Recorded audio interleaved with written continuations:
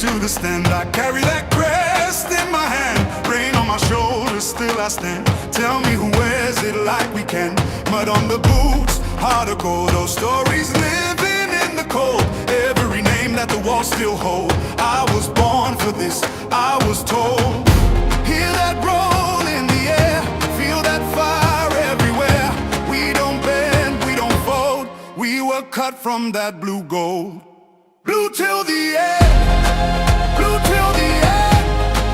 We rise again, we rise again.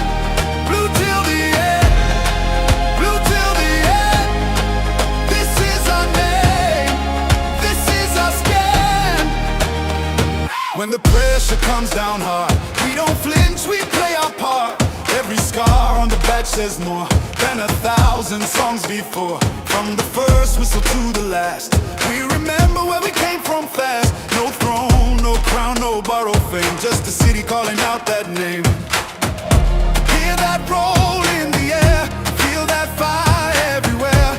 We don't bend, we don't fold. We were cut from that blue gold. Blue till the end, blue till the end.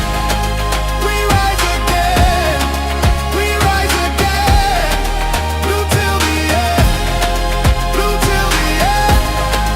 This is our name, this is our skin. Let the whole ground shake, let the whole world know. We don't chase a moment, we are the home. Hands up high, voice up loud. Same old pride, same crowd. Blue till the end, blue till the end. We rise again, we rise again. Blue till the end, blue till the end. This is our name, this is our skin.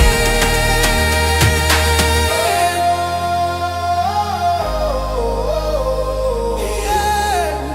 Ooh. Blue till the end, blue till the end. Loyalty stays even through the storm.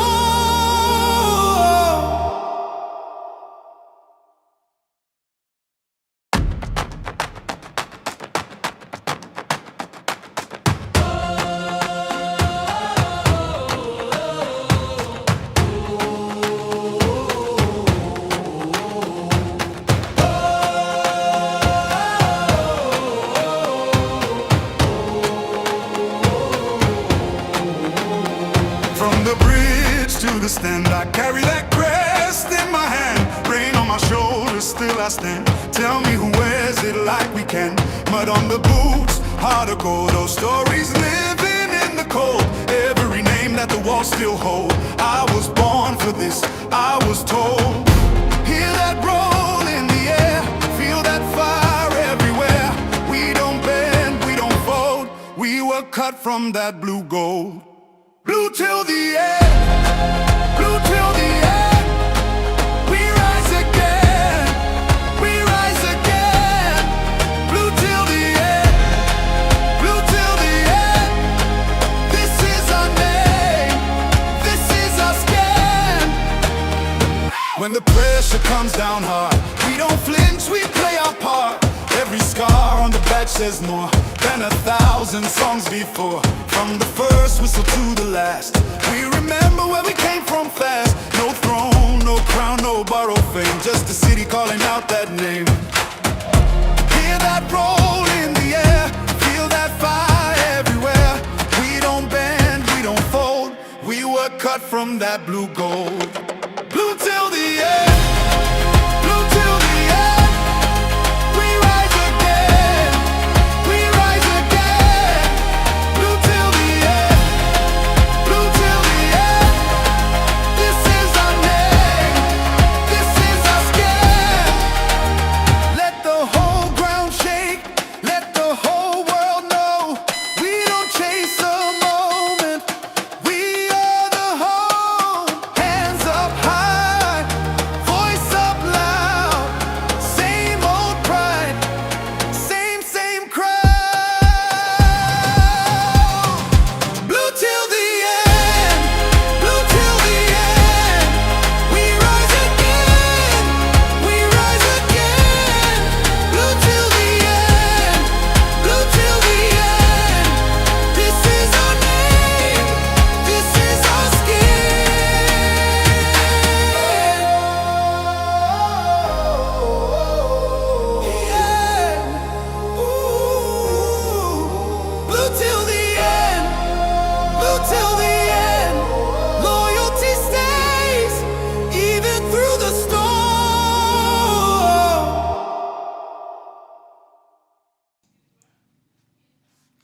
Yes, good people, big up to all of you. Welcome back to Chelsea Perspective. Welcome for another edition of the Blue Morning Show. I do hope you're all doing well. I sincerely do apologize for the delay.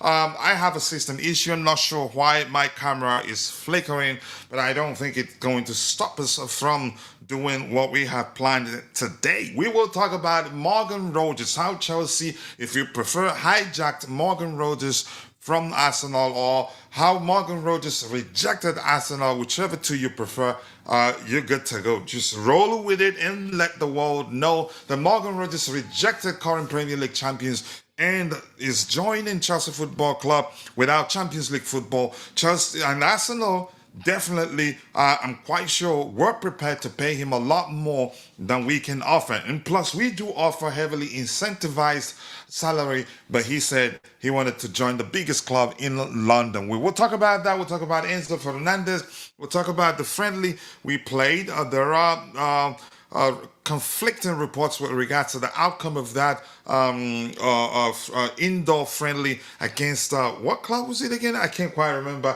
But we'll also talk about Maxence Lacroix, and then we'll talk about Pep Chavarria. And as the show progresses, if anything new emerges, be rest assured, this will be one of the first places you'll hear about them. But we're going to have show as we have a lot of fun as we prepare to watch the World Cup final, Spain versus, Argentina. All right, my bro, it's been a minute in Miko. Always nice to see you. Woot woot. I appreciate you finding the time to stop by to say hello, even if you're not staying long. Much love to you, my brother, always, come on, you Bluesy says. And then, blue to the end, indeed. And a big up to you too. Big club for a reason. I agree with you. That is John3504. I appreciate you finding the time to join the conversation. And my sister, as usual, Shay Wendy 44452. I hope you've dropped a like on the video on YouTube, because you usually like to join the show on X. But if you're following the show on X or Facebook, please do us a favor, take a second, drop a like on the video, and also do subscribe to the channel if you haven't. And listen, we haven't actually forgotten our promise. We're going to do a giveaway because, we hit 30K subscribers. But we're waiting until most of our followers, they find out that, we've started streaming consistently again.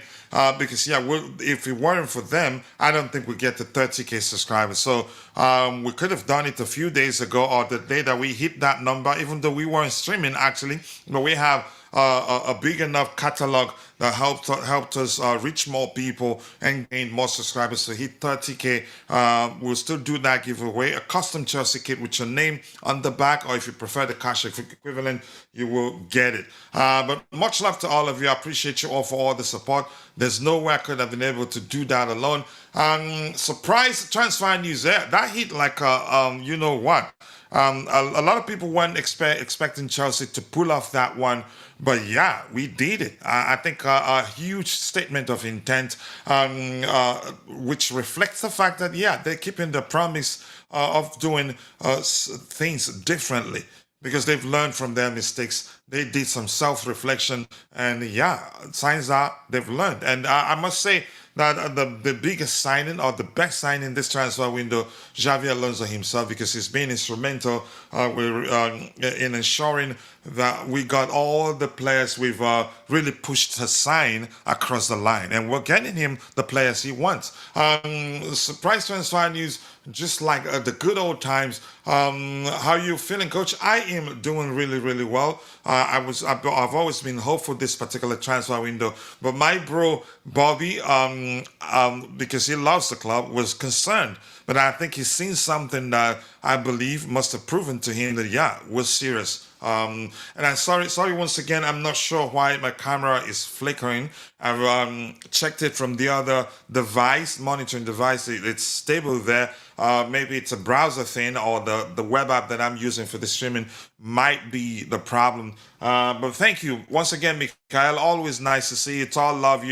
I respect and love you, my bro. My first guest, when I did my first live show on Chelsea Perspective, and I will never forget. The video is actually still live there. Was Bobby your guy? According to Sean Abiona, I think maybe. But Bobby, big up to you, and thank you so much for finding the time to join me on the panel. More importantly, I do hope you are doing well. As for me, any day above ground is a good day. I am thankful to God that I am breathing. But Bobby, how are you doing? Yeah, big up, coach. Big up to you too. Finally, you're streaming, which is always good. But I'm glad you've kicked into gear, especially now that we actually have something to discuss.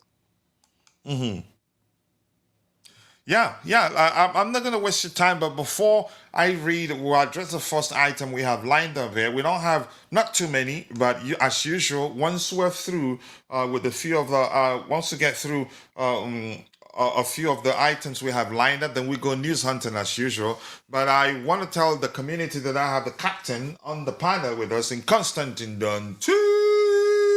The Aussie man, Dante, thank you for finding the time to join us on the panel this particular morning. It's still the Blue Morning Show, and I do hope you're doing well. Yeah, big up, coach. Doing well, Bobby. Don't Everyone in the Your chat. Wi-Fi looks good. Looks like you don't use the McDonald's Wi-Fi anymore. Don't speak too early, please, because it might.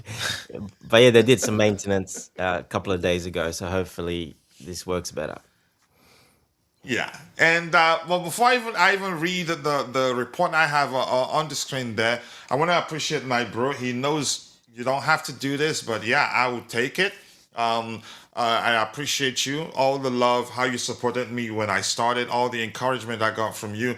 I will never forget. I still appreciate that till date because yeah, I was so nervous during that first live show, but you encouraged me, and yeah, you gave me the courage to continue, and I kept going until yeah, look where we are right now. So more thanks to you, but I appreciate the support. And it reads Chelsea showing some intent with this signing. This is the pause we've been searching for sign of life again. I'd say third sign of life. First sign was hiring Xabi Alonso. The second one was signing Marco Palestra, and the third one now signing what's his name, Morgan Rogers, and we could see a fourth and fifth sign. But let's get on with the show. But thank you so much, my bro. I appreciate you. If I had the chance, I'd say you don't have to do it, but you're doing it from your heart of heart, as some people will say, and I appreciate that. Thank you for the donation. I sincerely do appreciate that. Big up to you, Tundamaya Fola. I appreciate you finding the time to join the conversation. Arsenal can hold that. I know that's the sort of thing you like to see from the club you love so much. Fans are coping, quite a lot, fighting me in the chat for the video I did where I said Morgan Rogers didn't want to play Haram football, so he chose to play under Xabi Alonso. And I think, did I mention the biggest club in London? I might not have, but yeah. Big up to you to Oluwarekemi Temidayo. Kugbadu, my brother. He says, big up Dante and all respected people in the comment section. Thank you for saying that. And yeah, roll Big up, the Tim. drums. Let's roll it. So let's read the first item here on the screen. It reads, exclusive from David Onston. I think I should start calling him the transfer guru himself. Maybe both are, but I think he's different. I'd say a lot of people Yeah, respect they him both more have their than they connections. respect. Sorry. They both have different connections, probably. They So both, yeah, yeah, but it looks like David Austin. He hardly ever misses. he likes to be a bit more quiet and then make the announcement. Where Fab A bit obviously more like. cautious, would you Yeah, say? yeah, yeah. Because Fab's obviously by himself, as in Ornstein works for a newspaper as well, so, like for a big company as well. So that's the difference as well, I guess. All right, this reads Chelsea reached verbal agreement with Aston Villa to sign Morgan Rogers' bid of £117 million accepted by Aston Villa FC and being finalized. That was yesterday. A 6+1 year contract, medical on Monday. AFC interested, but the 23-year-old wanted CFC. Xavi Alonso instrumental. Let me remix that a bit. Arsenal were interested, but Morgan Rogers rejected Arsenal because he doesn't want to play Haram football and wanted to play under Xavi Alonso. a more progressive manager. And yeah, that's my remix of that particular report on the screen there. But I think and I don't know. People don't think that's a serious problem. I don't think a lot of players would want to play under Mikel Arteta because we've experienced occasions where we all know before that particular game that yeah that he was properly equipped to play an attacking game and even have a go at the opponent and more you could argue win the games, but he chose to be very very negative and people did see that. So I wouldn't want to Right. play under him. In all honesty, it would be like him signing João Felix, like when Simone signed him. I knew at the time that yeah, that wasn't going to last. But Right. that's by the way, and I'll go to Bobby soon to get his opinion on the signing, imminent arrival of Morgan Rogers to Chelsea Football Club. But Nemaya says here, Coachila troops ran away from the shopping when we hijacked Rogers because that came out of nowhere. To give you a little bit of context there, we've been told they've been hammering this on the timeline of every Chelsea fan on X, every football fan on X, that we Morgan Rogers on the that he was on the verge of joining Arsenal. He'd already agreed personal terms to something to that effect that he wants to join Arsenal and not Chelsea Football Club. Alex Goldback, he was one of those that was yeah throwing that everywhere. And that's they did say something that I would interpret as us going to the parents of Morgan Rogers with calling out palm wine, a lot of gifts to beg them to help us talk to him so he joins us. It turns out he was never open to joining Arsenal. His preference was always to come to Chelsea Football Club. So I'm not sure why they cooked up all the stories we saw and people suck it all up. And I didn't expect him to join Chelsea, I have to be honest. True, Coach Right. Xavi was huge signing, and this shows perhaps that they will back him, that they will back him too, which isn't always a given with Clairlick's model. We are here up the charts. I agree. I think a lot have changed. But Bobby, let's hear you. Thank you Yeah. so much for that delicious comment, Mikhail. But Bobby, let's hear your thoughts and how the entire news unfolded. Yeah. Yeah, Coach. Clearly this was a shock to everybody. I mean, I was completely stunned when I saw it. I'm still reeling over it. I'm not getting too carried away about it. It is a very, very huge statement of intent. But I take it for what it's worth, which is just that. It's a massive signing for us, a huge coup, an important signal from the ownership, and Bali once again being directly involved. And it is a sign for us, and indeed, myself included, I got almost trapped in that following the social media wagon of people that many of whom have their own agendas. They start pushing narratives. You see, this is the problem. When you follow narratives, you start believing it. Oh, if you don't have Champions League football, you can't attract players. Who told you that? Tottenham Hotspurs have certainly shown that's nonsense. Man United last season showed it was nonsense. Now we are showing it's nonsense, and I think Juventus, in the season they were outside of the Champions League, showed it's nonsense. Several factors come into where a player chooses to go. Yes, Champions League is an attraction, but there are many things. Location, the longevity of pursuit and arrangement. Chelsea History. have been pursuing Morgan Rogers, I think, for about 2 seasons now. And you don't know what kind of pre-arrangement was sort of set up, what sort of gentleman's handshake was set up. Another thing is history. Yes, we had a lousy end of season, but much to a lot of people's much against their wish, they wanted to stay, wanted and still want to see the end of Chelsea.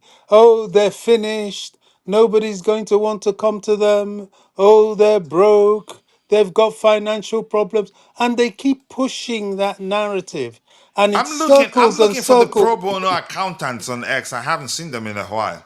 Well, this is the problem. You know, it circles and circles, then Chelsea fans start believing it.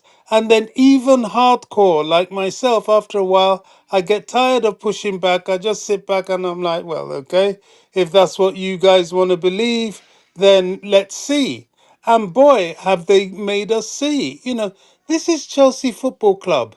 Even let's forget the Roman Abramovich 20 years of success. Prior to that, Chelsea was a massive name in football. We were not winning trophies. We You were could not argue that winning the trophies. name, the You know, massive name you mentioned, you could the argue was the attraction, was well, what of course, attracted him in the first place. it's part of it. Then he has his peers. He has people he was with in the Man City Academy. He has a coach from the Man City Academy. It is the London aura, Cobham training ground. You know, the fact that he's in a project within which he will fit in and actually see scope to grow.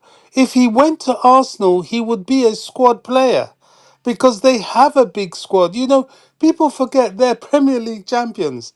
That you know they got rid of Trossard, yes, but that doesn't. Trossard was never a starter. Trossard was just a player that came off the bench or played in games where they needed to rest their first choices. Look, it's a good move for him. It's a good move for Chelsea. It's a good move for Alonso.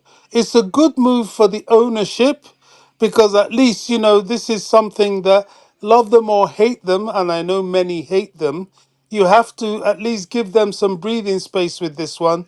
Do you know what it means to drop 117 million down on a player? No messing, no add-ons, no, this is neat drop.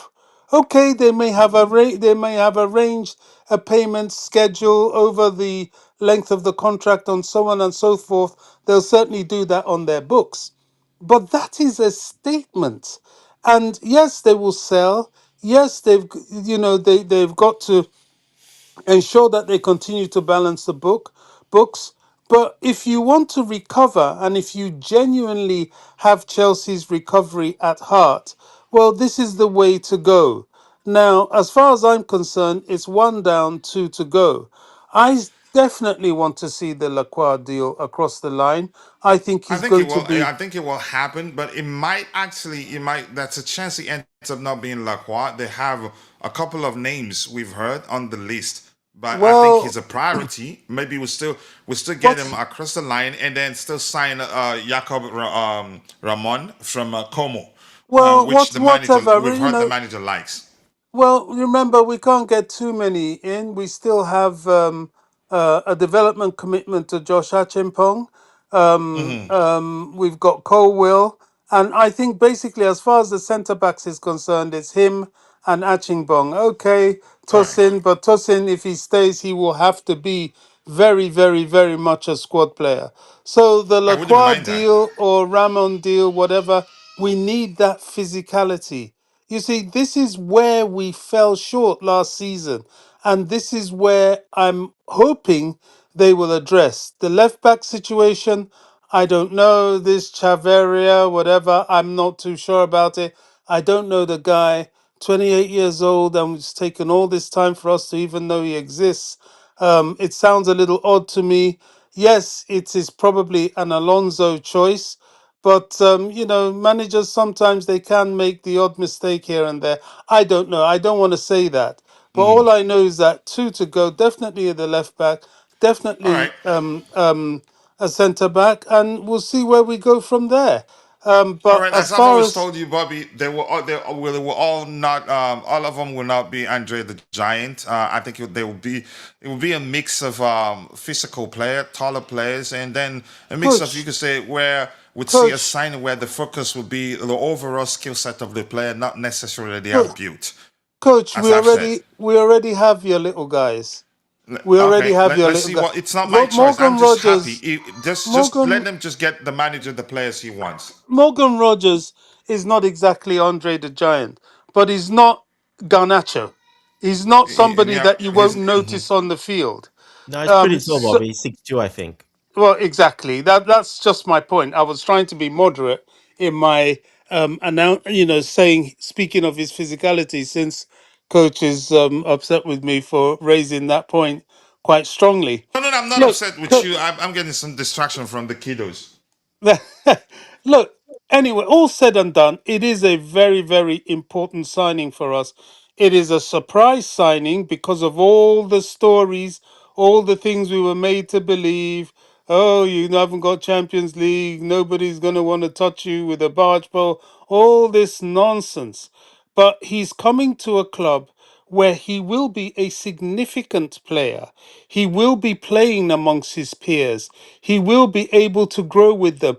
And I tell you what, yes, we've got to make money on sales and so on, but I have a sneaky feeling this is the kind of thing that could persuade Endo Fernandez to stay and have hope for at least a Premier League trophy. Because when he sees this, he can't balk at it. No, this is another British transfer record. Chelsea have broken the British transfer record 3 times in 3 years. This one is what has smacked everybody in the face because it was totally unexpected. So, if according to what they tell us on social media, Enzo wants to see signs that we are seriously trying to make things happen, well, if this isn't a sign for you, mate, I don't know what is.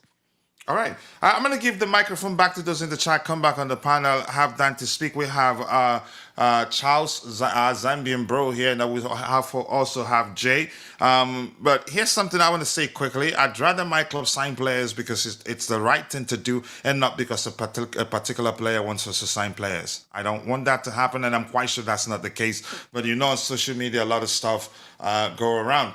And Ugenko... Remco, I'm not sure, but something designed there for 4926 says I was never surprised CFC board went for Mr.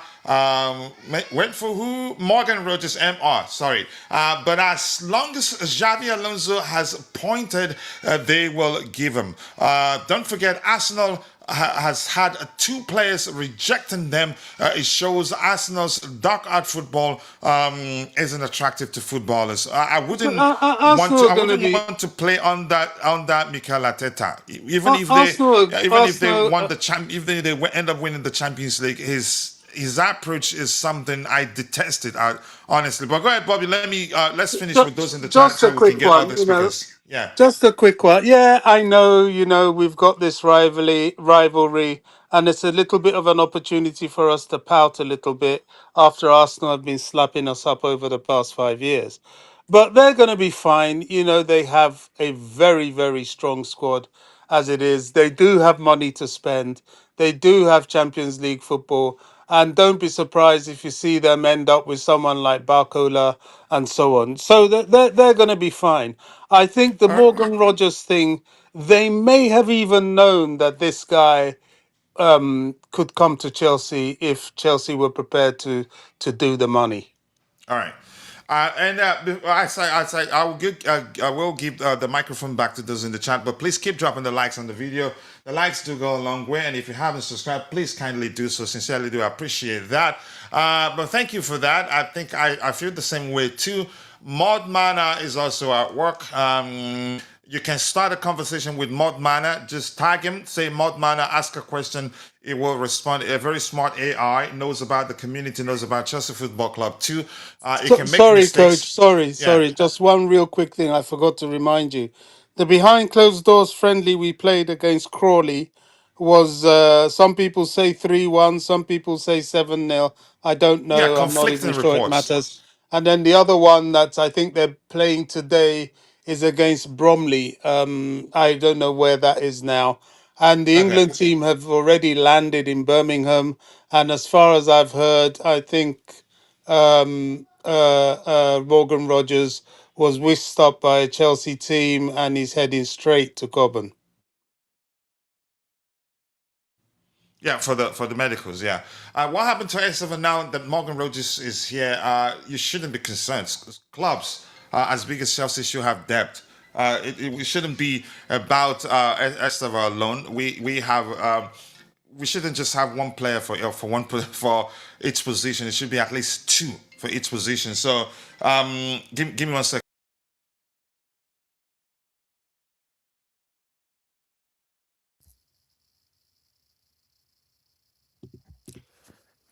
Yeah, it all depends. It just depends as well how we're playing, what formation he's setting out. If he might go 4-2-3-1 sometimes, then you can play all those players. If Yeah, he's 3-4-2-1, well then only two will play. But yes, there's gonna yeah. be he's gonna get a lot of game time. And don't So forget, if you're concerned, let me ask him this question, yeah, Dante. go ahead. If he's concerned about Estevao, if we have Estevao alone, if he gets injured, what happens? Well, exactly. Not just Esteval. Exactly. Any of the So players get injured yeah, in that front line. depth is important. Very. Yeah, it's very important. And let's not forget, I mean, yes, Esteval's a massive, massive talent, but he struggled the second half of the season. He struggled quite a lot. So, uh, When we needed him, because Cole Palmer wasn't available at the time. yeah, so he struggled pretty bad. Yeah. Yeah, he had a really long drop in form, didn't do nothing, got subbed early a lot of times. And yeah, so, I mean, you can't get, please, people forget that he's 18, just turned 19. He's gonna turn 19. So, yeah, you can't put that pressure on him, to make him a starter. But I do think he will start a lot of games. But yeah, it's better to take it easier and not, throw him in there, in my opinion. Yeah, we need depth, please. So here says Coachila, Dante, and Bobby. Aside this Morgan incoming, which other players do you think we need to also bring in to enhance our chances to challenge next season? Should you be in charge? I'll start with Lacroix. Lacroix, a different profile, not the best ball playing defender, but he's capable. Brings balance. He's aggressive. He's good aerially. I'll start with him, then see. But I'm just open to whatever the manager wants. I'm not the manager right now. And Tapia says, got to love that 48 hours ago. TP top Gunners Gunners were praising Rodgers, justifying paying whatever is needed, like big clubs do, and now he's overpriced, overhyped. Villa robbery master class. I agree. And now he's no good because they weren't able to get the deal across the line, and they wanted him. They were serious about signing him, making up some nonsense like we took palm wine, cola nut, and some drinks to his family to go beg him. Mudman there responding to stuff. Chelsea, thank you for saying that. We don't need Andre the Giant if we are getting a Macho Man. I like that. And says there are big clubs in Europe that that stand on their style of play and the kind of players that will fit their style and system. Chelsea under the new owners are standing on it right now. They're doing what the manager wants. Fair, 100%. I agree. Morgan Rogers' arrival signals the exit of Garnacho. Gittins now has to shape up or experience more bench time. What CFC needs now is a Pedro and Sanchez competitor. I also pray James remains fit. I think he will stay fit. I'm just hopeful. I'm not saying certainly that will be the case. Umunem Kedu, Rugged, Frankie, Wandem Madudalo. I appreciate you finding the time to join the conversation. Dante also says he's an Igbo man now, so yeah. Gittins is the Madueke of Chelsea. Need to send on loan. I disagree. Gittins is actually more equipped than Morgan Rogers. Morgan Rogers is just more experienced, more physical. And Gittins, I think at the moment he's doing what I wanted him to start doing. He's bulking up. He's hit the gym, adding more meat. Jay is on the panel. I hope he heard that. And I think he'll do better. His injuries, dangers, you could say, allow him to express himself when he got the opportunity. And plus, I get it. He had you could say a bit of a nervous start to his start to life as a Chelsea player, but his numbers weren't that bad compared to the number of minutes he played. His output weren't that bad. in my opinion. CFC having no European football this coming season is going to be a blessing in disguise. We will have time to blend the team properly for the future. I agree with you. And my director is in the house. Thank you for joining, Israel. Soccer lovers, yeah. I'm gonna tell them you're a Manchester United fan, so to speak. So Dante, to you now, what do you make of the signing? And we've preached to the fans to be patient, that we've found ways to keep our transfer activities under wraps, and people don't get to hear about them until we are on the verge of completing those deals. And that was exactly what happened. For some reason, people heard about the one for Pep Chavarria, Marco Palestra. People didn't hear much until we were on the verge of completing that particular deal too. So I think that's exactly what it is. Even Fab did say that we are in negotiations with multiple players, but didn't say it, probably because maybe we told him not to. Even if that when we did talk about how he definitely is aware or was aware at the time of the players we were talking with, but he was told not to make it public, and he did. But Dante, let's say you, Morgan Rogers, his arrival is imminent, I must say. Yeah, look, a lot of money, of course, but that's the market. Elliot Anderson is 116. Well, he's a defensive midfielder. Morgan Rogers is an attacking midfielder slash winger. So he's, scores the goals, gets the assists. Those players normally are worth much more, but obviously with this crazy window. Anyway, he becomes the most expensive. We've got that back again, so I'm sure it looks like our owners like having that title there. But yeah, he's a good signing. We needed a inside 10, a 10 attacking midfielder, can play as a winger. You can play him as a striker. He played a lot as a striker for Villa because what's his name was Watkins was out injured for quite a bit, and in those games he played as the striker. So so he can do that role as well. So yeah, look, he's very versatile, fast, strong, great shot on him, of course. And we needed that right-footed player, someone that can really, because we have all our left-footed guys.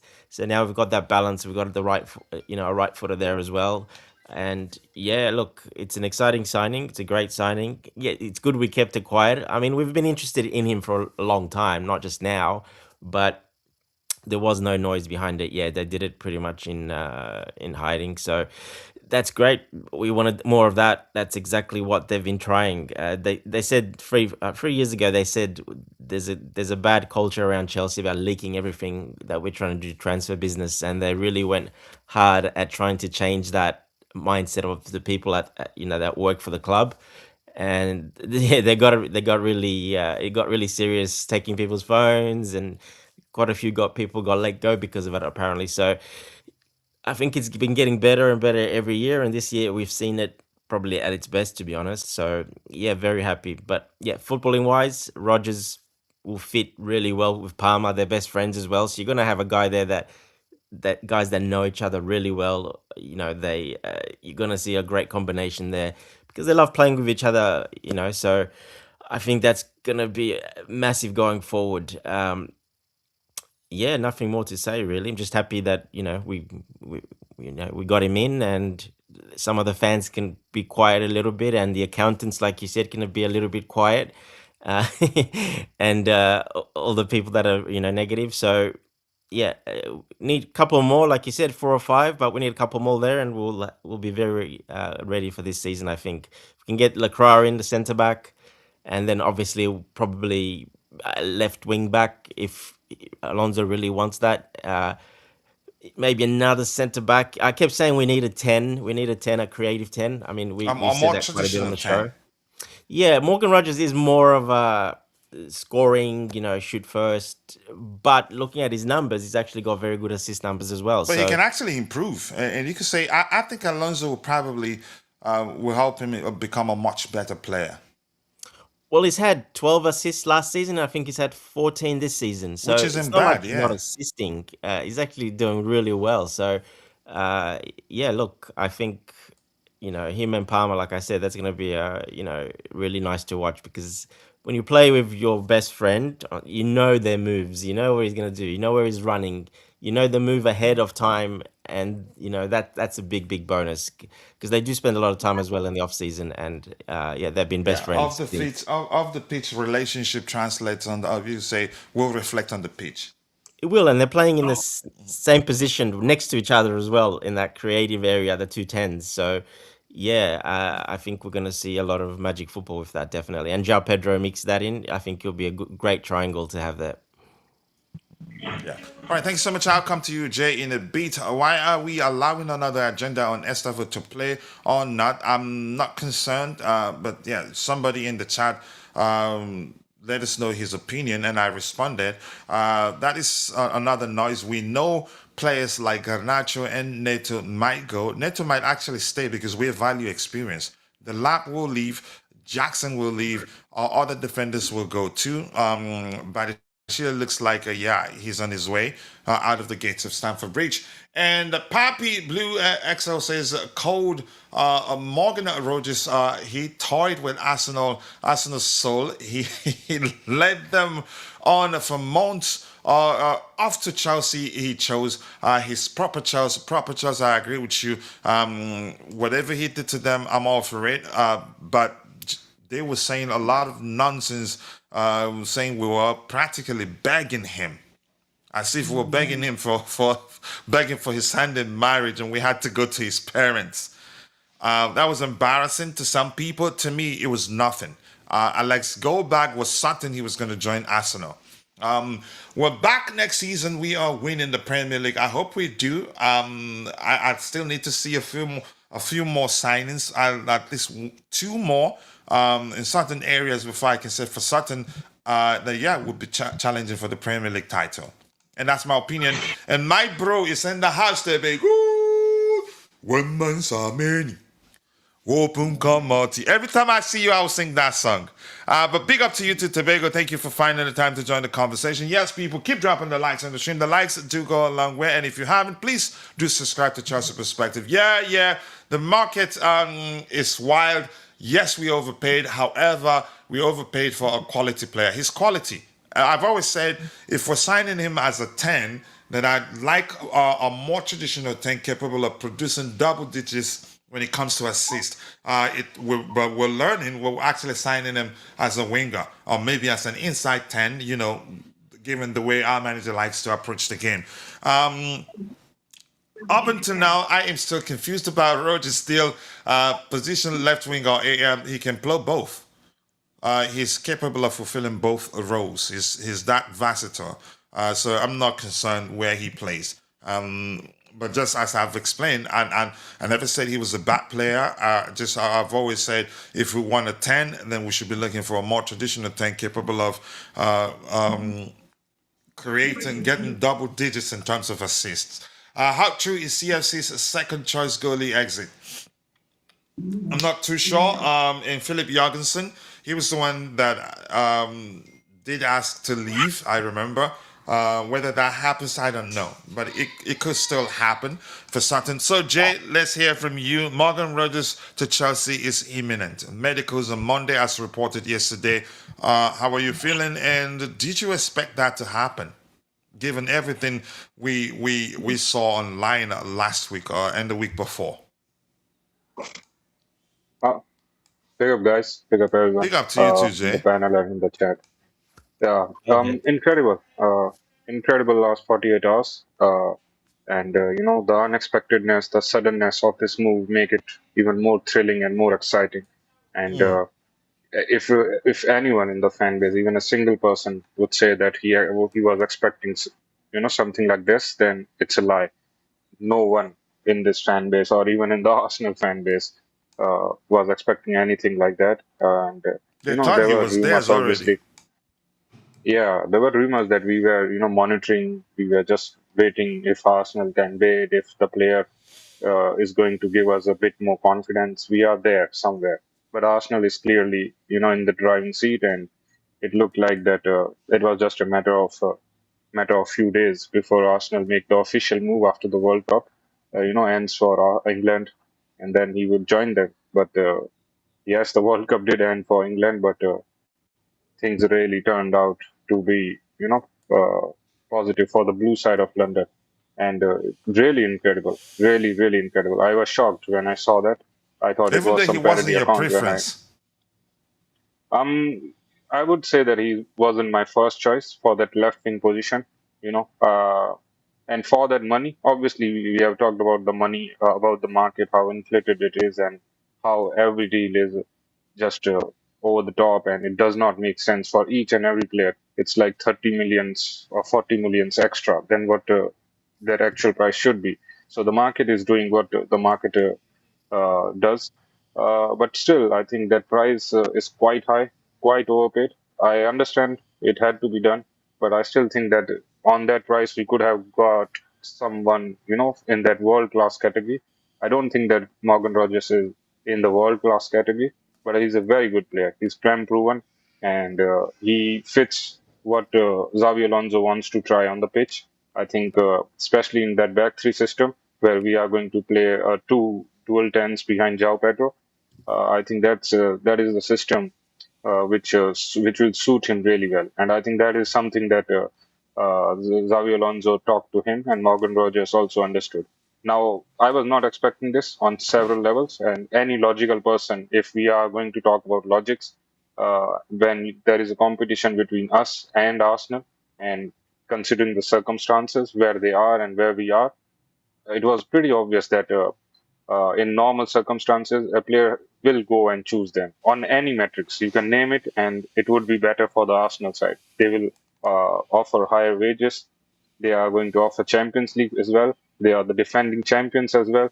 All those bigger, elements which determine a transfer, all of them were favoring Arsenal. So, for a logical person to think that it was going to be Arsenal, I don't think it's really that silly. But we did it, and I think the more I thought about it after the transfer happened, I think the two main important factors were Xavi Alonso. We have to really talk about that guy, and thank God that we got him.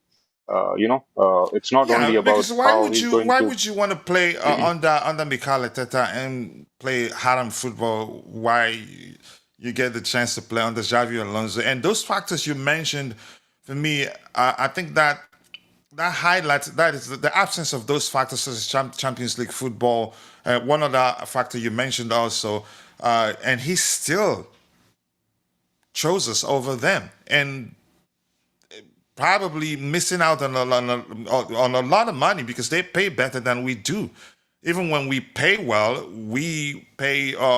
We offer you could say we offer a heavily incentivized salary. So he would have been better off joining Arsenal actually, but that highlights the importance of Xavi Alonso, and thank you for bringing that to light. But go ahead.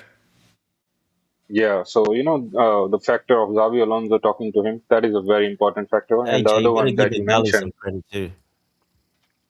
so, Sorry, obviously, yeah, what did you say? Come on, I want to hear her you say want it. me Come to on. you want me to big up Iqbali, so big up to Behdad Iqbali for talking directly with the transfers, which puts me actually into questions about the sporting directors, because most of these big deals I always hear name of Iqbali, and the directors go and sits in the background. Yeah, big So money. The what thing really are the is, sporting directors really going to do? yeah, because it But was owner maybe to Iqbali is owner really good. this deal. Yeah, maybe we need to replace the sporting directors and put Iqbali as the sporting directors, because that works in our favor a lot. So that could be something to look for the future. But anyways, look, paying that sum of money is really important. I was coming to that point that we have been talking about how Chelsea has been penny pinching in certain deals and not really openly paying up a lot. There is this certain club which is Arsenal, who is actually being renowned for penny pinching and not really going all out for transfer. And They their have fans been are losing it. yeah, everyone is mentioning that, because it has been mentioned that they were dilly dallying, and 90 to 100 million is the value where they were expected to deal with Aston Villa, and Aston Villa were also getting frustrated because they were not really going above the 100 million value or even touching the 100 million value, which will frustrate them because Middlesbrough is also there. where they were going to get the 20%, sell-on clause as well. So Aston Villa were always going to get less than the deal that has been finalized finally. So it was always going to be higher than 100 million, and it is not a coincidence that it is exactly 117 million and Anderson was 116 million. There is definitely a factor that it was, it had to be uh, a bit more, a slightly little more than what Anderson went for. So I think these all culminated into it. And obviously the factor that you play, I don't want to name it haram football because Arsenal's football is actually good for midfielders and for defense. I think it is one of the best in Europe. But for attackers, I think it's kind of a But I graveyard. still wouldn't No want to play attacker under actually. him as long as it's still there's still that element of Harlem football in our displays on the pitch. I still wouldn't want to play for him. Specifically for the attackers, I would agree 100%. It is kind of a graveyard. The numbers and even the eye test when we watch the attackers of Arsenal, it doesn't look good. And the numbers of Bukayo Saka as well, all their attackers, they really struggle a lot. And it has to be down to how Arteta and his philosophy of attacking football has been, developing for the last few seasons. And this has to be a factor. Xabi Alonso must have talked about it, and Morgan Rogers must have, have this thing in his mind as well. And when they offered him the chance that he is going to lock in and play that left-sided number 10 or the left wing position for Chelsea as a starter, I think it was a no-brainer for him. I think he wanted to play for Xabi Alonso, much more exciting football, and obviously he's good. He has his good friend in Cole Palmer also there, uh, Hmm. and I think we haven't signed such an expensive signing to be a backup or be a competitor for Cole Palmer. This gives me more and more belief that we are going to play the back three system with two tens because no Yeah. way that 117 million is going to be a backup for Cole Palmer. They both are going No. to start. I think we'll mix it up. I think it's not. We've heard his. If you read the transcript of his interview, first presser, I must say, when they asked him a question about the system he'd prefer to use, he did say something that suggests he will mix it up. He's not bent on using a particular structure or system. Yeah. On the last point, as Dante mentioned, I actually want to big up the owners and Iqbali and whoever, is handling the finances. Just coming in and entering the deal and not really delaying it, knowing that the manager wants the player and even the club has been linked with this player for the last 1 or 2 seasons, heavily linked with him, and they like it. So they just went in and offered, I think, 10, 15 million more than Arsenal. So I think that was a very much deciding factor where Aston Villa and the players they were sure that we have to go with Chelsea. So big up to the owners as well for just going all out, especially when the manager wants the player. So this is another one of those steps that we have been talking about in this summer transfer window, where there is a change in philosophy, where there has been a change in the direction in which the owners are working. So this one solidify that belief even more.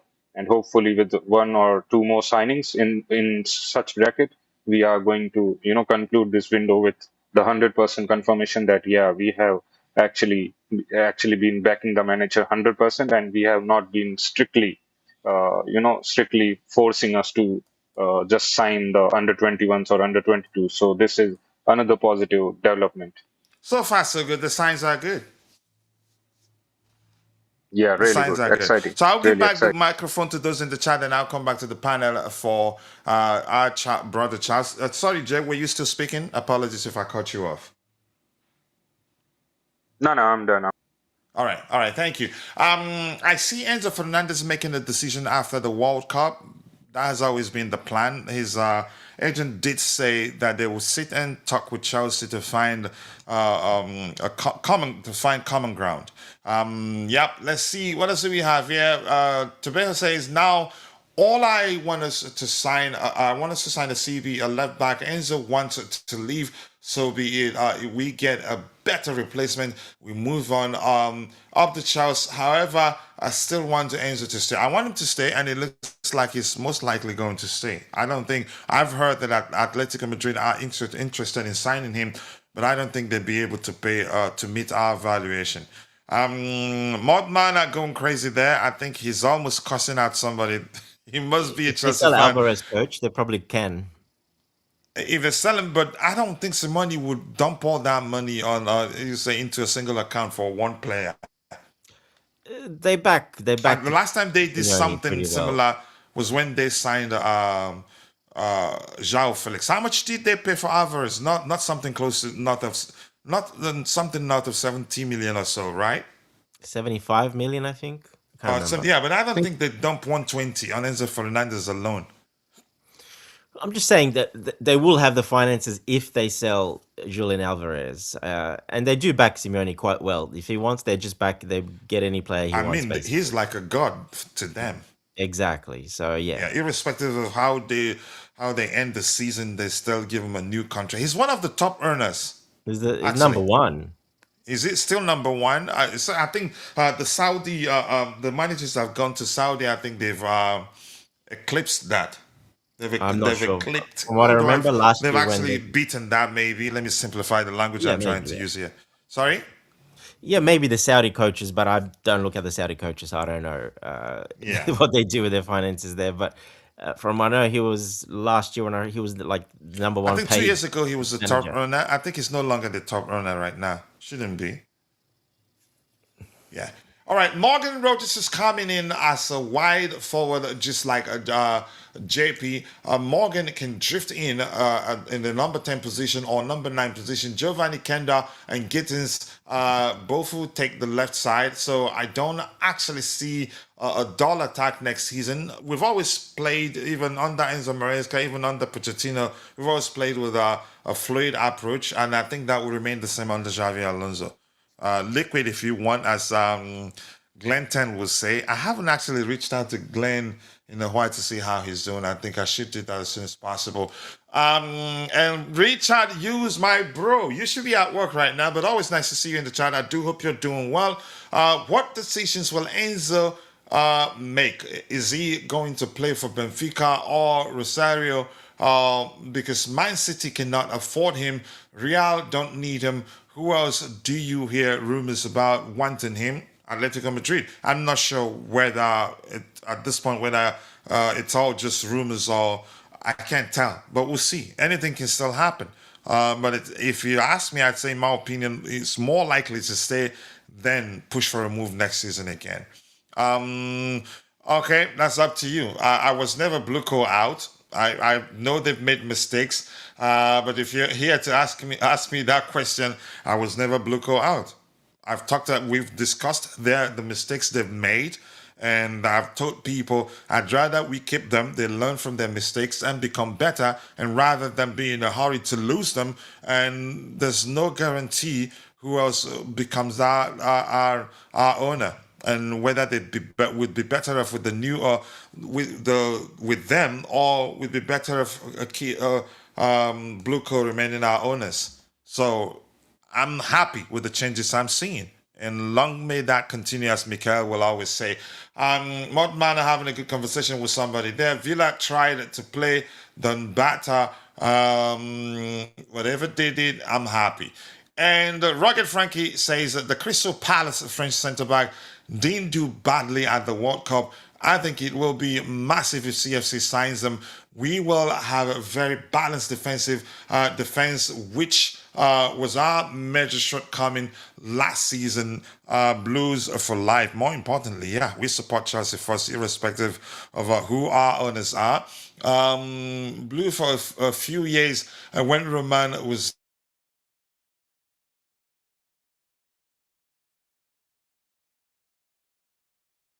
saying this. All right, let's see what else we have here. Enzo's wife already talked about them loving London. That doesn't necessarily mean that they're staying. Yeah. And Enzo also referred to what his wife said in the interview. Xavi Alonso wants Enzo to stay. I have always said Enzo will stay. I hope he stays. I'd love that to happen, but I'm not going to hold my breath on that. But that's by the way. Now let's hear from our Zambian bro. Charles, big up to you and thank you for finding the time to be on the panel with us. I do hope you're doing well. We've missed you. Hopefully your absence simply means that you've been busy. And if that's the case, happy for you because bills don't pay themselves. Let's hear you. How are you feeling about this? And did you expect it to happen? Big up, bro. Big up, Big up, my guys. bro. It's good to be back on the show after a few Mr. weeks. Zambia. Yeah, Captain Dante. Big up, Jay. Yeah, so this Rogers to Chelsea signing is massively important for the. Let me start with the image of the club, because we were in a situation where people thought we couldn't, compete. Not just people. I myself was one of the people who never thought we could beat Arsenal to an experienced signing like Morgan Rogers. I never thought we could beat them to it. I never thought we could outbeat them to it. I never thought we could pitch the project and convince the player to turn them down. So I'm massively impressed with that. So that's important for just how the people see the club right now. It's a good statement to put out there that, despite the lack of Champions League football, despite the 10th place finish last season, we are still, there, and we can still attract the biggest names on the market. Um, when it comes to the player, um, I don't think he's world class. I don't think he's an elite player. I think he's a good player. But we are paying superstar money for him, and you know, uh, yeah, the market is crazy, and we have defensive midfielders now going at 116 million. So it's an English player, a young English player who scores double-digit goals season in, season out. So he was always going to be over 100 million. It's superstar money. Like you get, the only player I would get for that kind of money in this market is Bacola, because I think he has got that elite potential, superstar potential. I don't think Morgan Rogers has that. But coming to Morgan Rogers, I think in the system that I hope we use under Alonso, and that is the system with two number 10s, I think you do very well in that system, where I can, link up with Palmer and Joao Pedro. I think they'll score a lot of goals. Obviously, he knows Palmer from Man City, so they know each other. We hope they build a lot of chemistry there. The thing with Palmer is that he's only managed to build good chemistry with Jackson among our attacking signings. He's not been able to build good chemistry with Garnacho or Gittens or even Estevao or Neto. So he's only been able to connect with one player. So this signing offers him the chance to connect with another player and hopefully bag a lot of goals between them. Um, uh, the signing of Morgan Rogers also, I believe, is a club signing rather than an Alonso signing. Alonso did speak to him, of course, and of course, obviously the club asked him to speak to the player, and he spoke to the player. He's not an Alonso signing because we've been tracking Rogers for years. We've been interested in Rogers for probably as long as Josh Shields has been at the club. So, but I do see him as a good fit for Alonso's system, and I do see why Alonso would be interested in him as well, because as an inside 10, as one of the two tens left-sided, I think it suits him very well. He's trigger happy. He likes to shoot, so he will probably bag a lot of goals. He likes to attack spaces. He's not the most influential player, where he's not a natural, like coach puts it. I actually agree with coach. He's not like a natural number 10 who's going to be influential, running the game, from those attacking positions. No, he's got that tendency to like disappear a little, not to be as influential. But of course, when he gets the chance, he will be taking shots, attacking spaces. That's the kind of player he is. So he's not a natural 10, but he's an inside forward. So he fits very well under the system that Alonso might employ. So overall, a good signing for the system. A good signing for the system. Overpaid because he's with the Premier League tax, the English player tax, all that kind of thing. But we hope he proves value for money. But we'll see what happens. Otherwise, it's a good signing for both the club, for the system, the coach, uh, and everything. Yeah, so that's what I think about it. For the debate of whether he is a club signing or the manager signing, I'd say, you know what, Charles, you've won. I'm not going to even get into that fight with you. Just win. we, I'm not going to even present a counter opinion on I whether mean, that coach, on what how the long have case we really wanted is. Rogers? Go How ahead. long have we wanted Rogers, coach? It can't suddenly be No, I Alonso. actually, do you remember when we had that conversation when I said, if we're signing them, if we're going to sign them as a 10, then I'd rather we go for a more creative, a more traditional 10 capable of producing double digits by the time a season ends. And he's not that guy. Maybe eventually he become that good at creating or be more focused on creating that he be able to, get double digits in terms of assists by But the to be time fair to him, the coach, season ends. his numbers, I've like said I that a said, thousand times actually. I'm not saying he's a bad player, but it's a good thing we've heard that we're signing him as a winger and can also play as one of the two tens when we play with a 3-4-2-1 structure. So, but go ahead, Dante, you were saying something. just saying, like I said earlier, he had 14 assists and 12 assists the year before, and Which isn't bad. all double digit assists. So that just tells you that he can get other people involved as well. So he's not just a And power. he definitely, even if he had just 7 assists last season, he definitely I think he had reduces the 11. creative. He will reduce the creative burden on Cole Palmer, Estevao, and the others. Then they'll have shared responsibility in terms of creating chances for themselves. Exactly, yeah. I So think he's he got had, that in I his think he locker. had Yeah, I think he had 11 assists last season, all competitions. And, it does get double digit assists, not 18, not 19, but 10, 11, 12, that, those numbers, all competitions. And, Which would be a um, highest for us. yeah. When I It said double would be. digits, I want like 20 assists plus. Oh, There are coach, all players right. who are When's the last capable time we of had doing 20 that. assists? Sorry? The hazard matter days. Only Juan Mata, you're talking hitting Even 20. No, Hazard reached 20. No. Kevin De Bruyne, Mata, Fabregas, those are the Bruno guys that Fernandes, are that's it. capable. They say that they did reach 20 Yeah, at You but know, some point. but you want your 10 in all competitions to get close to that.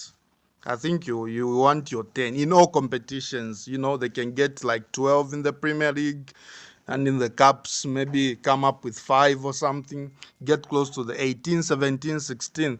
So Morgan Rogers, when he's I think he gets those double digit assists because he's playing close to goal. When you are playing close to goal, you are going to have the ball to shoot and score or give to the player in a better But wouldn't position you to shoot say and he's more score. of a goal scorer than he is a creator? Yes. He's Currently, more but of I a think goal. he could. Yes. It depends on the manager's demands of him. If the manager can actually, you could say, mold him into a more becoming much more creative, much more of a creator than he is a goal scorer. That can happen. I think I think he likes to carry the ball more than he likes He's to a serious pass it. ball carrier. He's Yes, excellent at that. yes. He likes to carry it more than He he likes to likes carry to, balls, look yes, up. coach. Yeah. Yeah, so he doesn't really like to look up, check the runners and put a ball in. He carries, he beats his man, he shoots. He's like And he's that. strong. Very He can trigger hold them off happy. because he's very strong. Yeah. Very Yeah. strong, very good size physically. So yeah.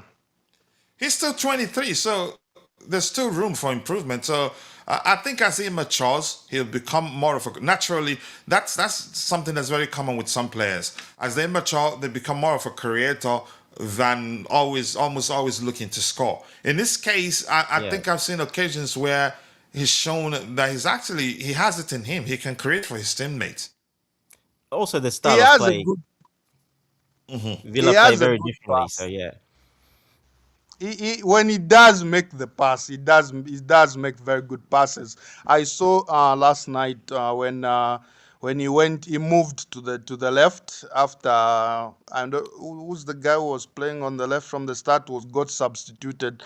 Then he moved to the left, and then he got the ball. He passed it to who?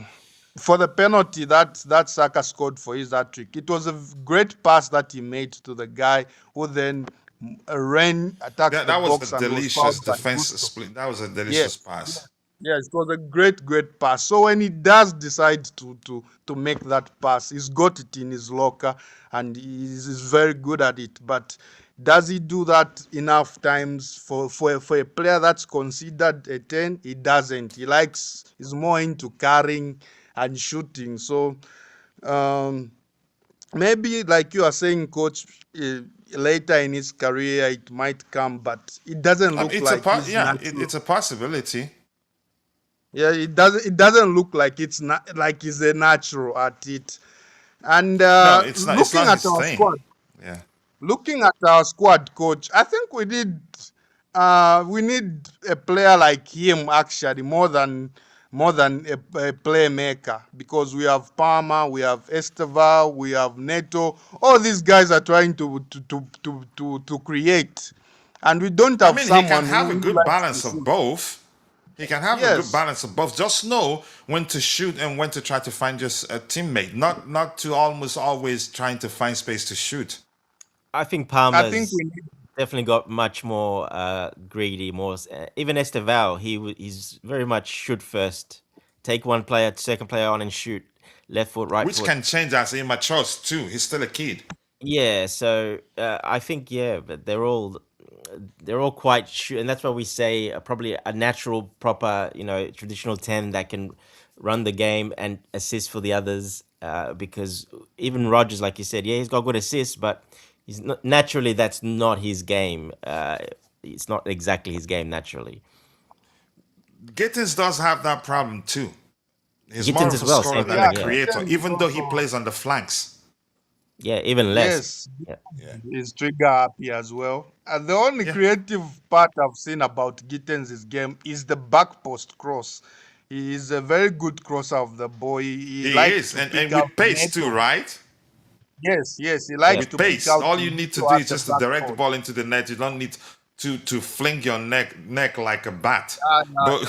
He puts in go very ahead. dangerous balls Yeah, at the I back think post. I think because Palmer and Rogers are such good friends that they'll be looking for each other a lot in the attack. So that might actually come really good as both of them, creating assists for each other quite a lot because they're going to be looking a lot and combining a lot. So I think that could really help, get the assist numbers up as well.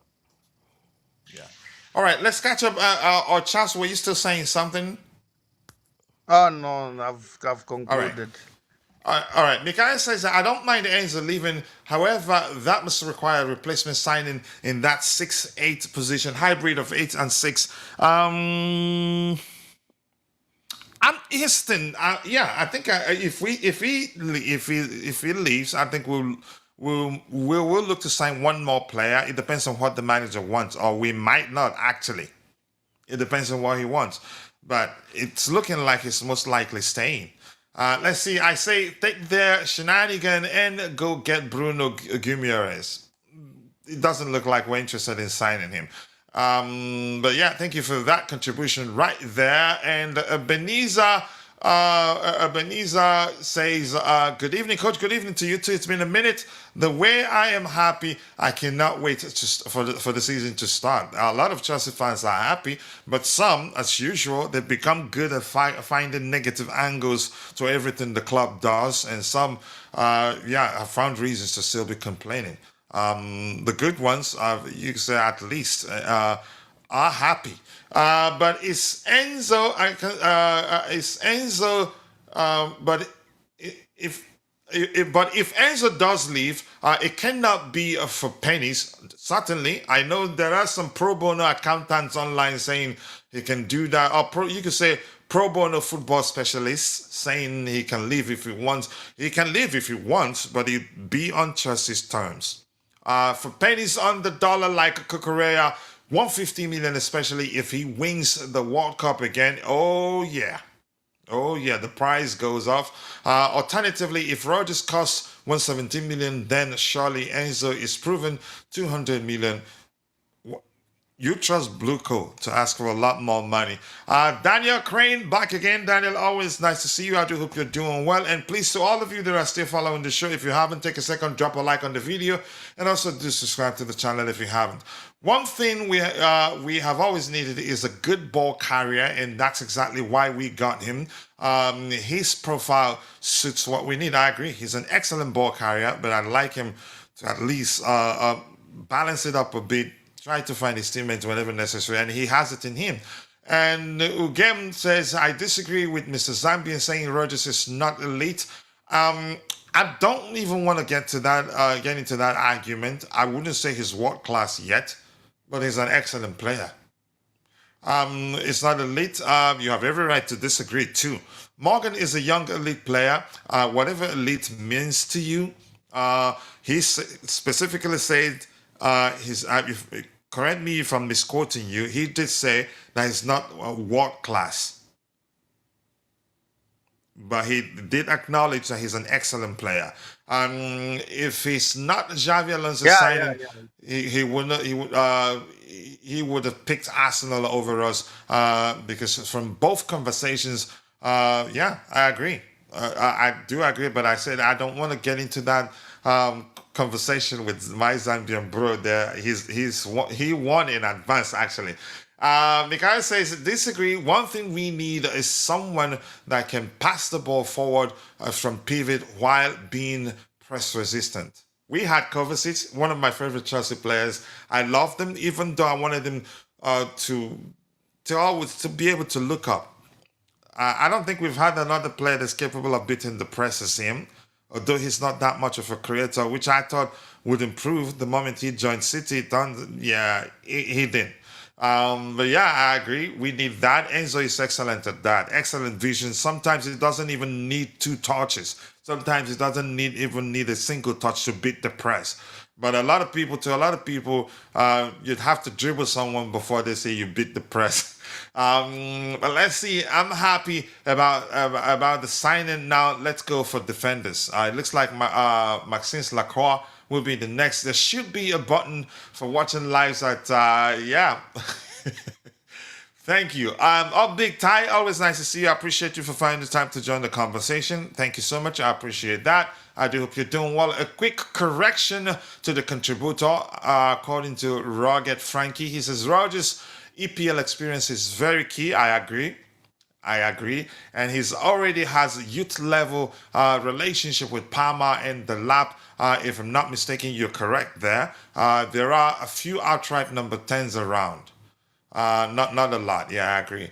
And Miguel says Kovacic could run with the ball, but could not get his head up to find the killer pass. Yep, hardly ever does that. After that good work, we need a Modric more than a Kovacic, but physical and large. Bellingham, perhaps. The language you're using there, I have a very dirty mind, but I'll hold myself. If you want more assists from a player like Morgan Rodgers, check who are players helping him to improve. If Xavi Alonso saw this, then he wants him to come in to add more assists and also to score goals. I agree. He can make him a much better player. So my bro Richard said, so you guys are playing 3-4-2-1, where we have the attacks and the attack of Kenda. Kenda can play as a wing back.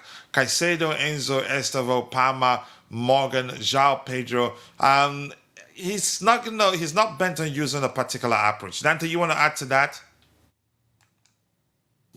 Yeah, look, it should be that. I mean, this is his preferred. He can change it up during games, depending on opposition. But his preferred formation is the 3-4-2-1, correct? So, yeah, look, Enzo would probably be playing as a deep lying playmaker next to Caicedo if he stays. That is, like we said, two tens will Because of his probably be. excellent vision and Yeah, passing Morgan range. Rogers and Palmer will be the two tens, and then Esteval will be off the bench most likely. He will get a lot of minutes off the bench pretty much every game and start some games for those two as well. So, yeah, that's pretty much what it's looking like to be for now for the players that are there. All right, thank you. You got your answer there from Dante. And one player we should be waiting for to beat press is Valentin Barco. He's good at it too, and he's not the biggest, but he can be physical. You can muscle him off the ball easily. I'm looking forward to him staying, and I think he stays. I think if he isn't going to stay, I think we'll be hearing about his departure, where he'd be going on loan and all that. Mark Cardozo Bans is in the chat. He says, yes, we have Rogers, but let's not get carried away. Okay. We still need to keep the pressure on the owners to strengthen our defense and move on from players who are no longer contributing to the teams. Yeah, I agree with you. Then next, if we sign one more player now, Banks will come onto the panel and tell us we're winning the league and this. But yeah, so Morgan Rogers to Chelsea is imminent. Medical on Monday. Medicals is out, just medical on Monday. And yeah, the deal practically done in my opinion. So here we have Maxence Lacroix report. Chelsea have now held formal talks with Crystal Palace over a move from Maxence Lacroix. Palace valued the French centre-back at least £55 million. I'd say not bad given the market, yeah, inflation and everything. But Jay, I'm going to start with you. Your thoughts? Too much, and I think we'll get our mind. And yesterday, I did see some reports suggesting that Arsenal are considering making a move for him. And we've also heard that his preference would be to play for Chelsea Football Club, and every other stuff that we've heard that he idolized John Terry.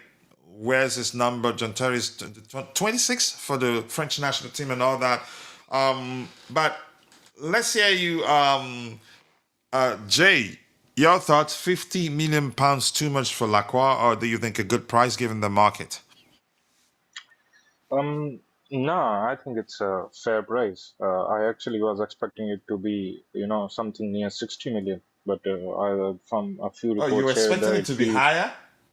yeah, I was expecting it to be higher because of the market, and but I think even when, if you remove the factors of market and inflations and all those things, I think it would have still been in the range of around 40 or 45 million. So it's not that high. Even with the inflation, it's not that high. For a guy who is, 26, and defenders actually peak after this age, they goes to the prime after 26, 27, and 28 is the, bracket where they actually peak and the prime years actually begin. So he's entering those years as well. He's got great experience in the Premier League, as I mentioned in the group, and other places that 70 matches in the last two seasons, where especially the last season where he was involved in 35 or 36 matches for Crystal Palace.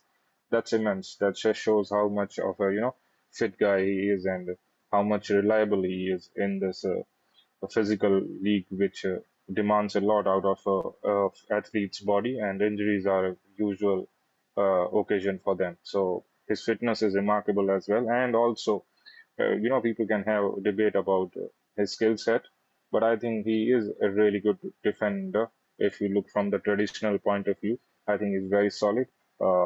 he has those orthodox styles of defending, the likes of John Terry, Rio Ferdinand. You will see. I'm not comparing him to those players, obviously legendary players, but the traits, some of those traits are you can quite literally compare it to them players. He's not your modern prototype defender who will be good on the ball, finding spaces, breaking lines.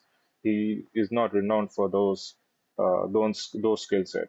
But then again, sometimes the manager that you play under, the team that you play under, and the tactics also influence the type of game that you play. And I won't be surprised if suddenly after a few matches under Xavi Alonso, we would see maybe him breaking a few lines as well. And I have been impressed by his skill of getting players through long balls. So he's really good when attempting long balls. So that is also there. But overall, going back to the main point, I think the price is quite fair. If we get it, for me, even 60 was fair. But now that we are hearing more about 55, that Palace wants it around to be 55, I think it can be get done in the range of 50 to 55 million with maybe 50 as the fixed price and maybe 5 million in add-ons or something like that. I think that would be fair considering the age, considering he's going into his prime years. He's got that Premier League proven, matches and experience under his belt as well. And he is a French international. Whether you like it or not, he is a French international, and he is not starting for the French team because of the likes of players like Saliba, who is obviously world-class defender.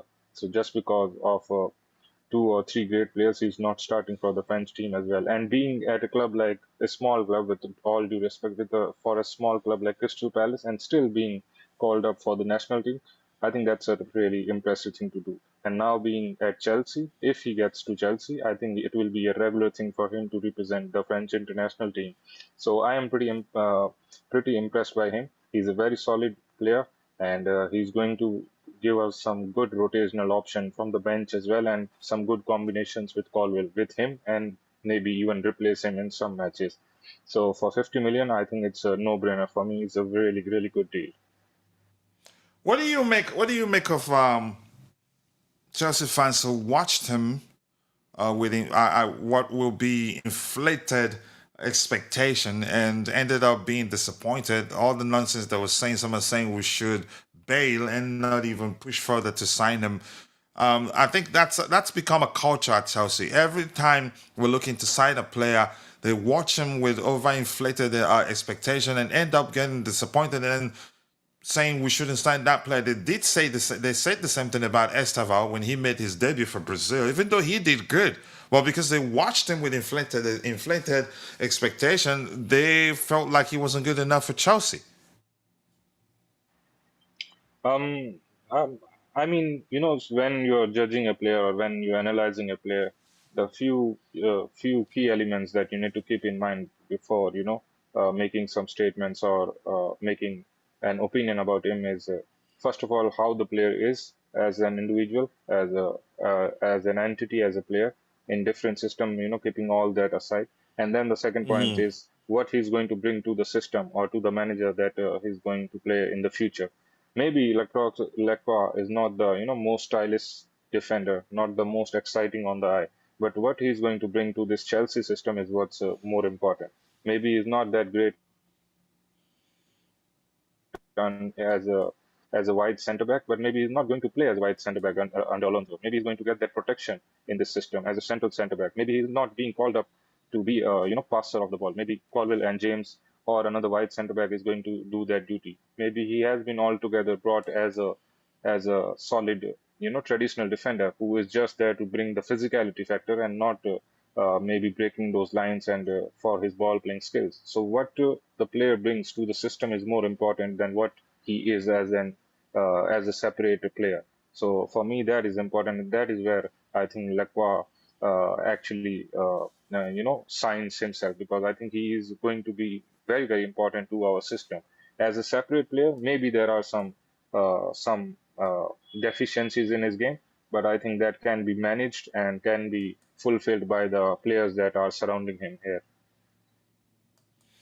Yeah, I agree with you. I think, as I've said, it's become a culture. We expect too much of players that we're looking to sign, and then expect them to be defenders to be John Terry at his prime, attackers Leo Messi at his prime, and all that, and then and end up getting disappointed and start preaching that we shouldn't go for that player. I think even in those games that they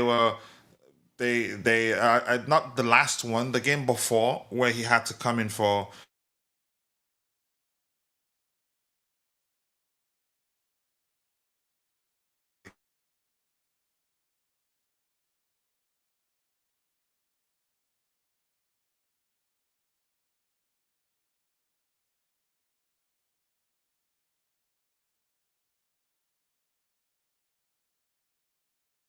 Here's that coach. Hey Jay, you there? Oh, he's back. Yeah, Our Zambian bro, is he gone? No, you cut out. I think, coach. You disconnected. yeah, Oh, did I cut yeah. It out? But was, is he Yeah, still you there? did. yeah, Charles, are you there? Yeah, your I'm there. thoughts. I'm there, coach. Yeah, divided opinions. Chelsea fans. Some want him, some don't want him. Some say after watching him play in a single match, some two because if that one he came on as a substitute. Some are saying we should run and not push to get the deal across the line. That he's not good enough. But your thoughts. Yeah, and also 55 million pounds too much. What do you think? Um, First of all,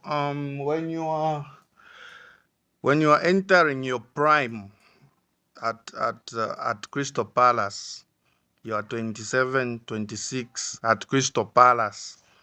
I think it says a lot about you as a player because these days players get picked. Top young players get picked up like pretty early. So if you are at Palace at 26, 27, getting into your prime at Palace, I think it speaks volumes. So for Lacroix, we did talk about him on a stream done by Tobago, I think, and I did say is a decent defender at best, just decent. He is never elite. No, nowhere close to elite. He's not world class, nowhere close to world class. He's just decent for me. He brings height. His aerial qualities are good. Even at this World Cup, I can't take I that think away he's from him. quick too. Quick. I didn't say that. I didn't say he's Okay. quick. Yeah, because the wide defending, his defending of wide areas is where like your speed will be tested because the pitch is bigger in wide areas, and he's a pretty bad defender of wide spaces. The attackers tend to use the speed against him, turn him. I saw Saka turning him for that disallowed goal that England scored yesterday. And Jude Bellingham also, he from the halfway line, he carried him all the way to the box, and cut inside and had a shot. I mean, if you are quick, there's no way someone is dog walking you from the center circle all the way into your box, first wide, and then in centrally into your own box and shooting. So I don't think he's the quickest defender. When another thing that puts me off is his intelligence. I don't think he's the smartest guy at the back. He lets a lot of runners go past him, doesn't track them. So his awareness is not something that impresses me. And as a 1v1 defender, this um, people can say no, because of one game, but it's not because of one game.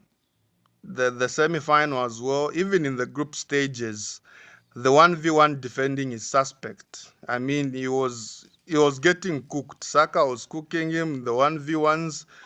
In the group stages when they were against Norway, Sheldrop was also cooking him in the 1v1. So 1v1 defending suspect. wide space defending suspect, then intelligence suspect.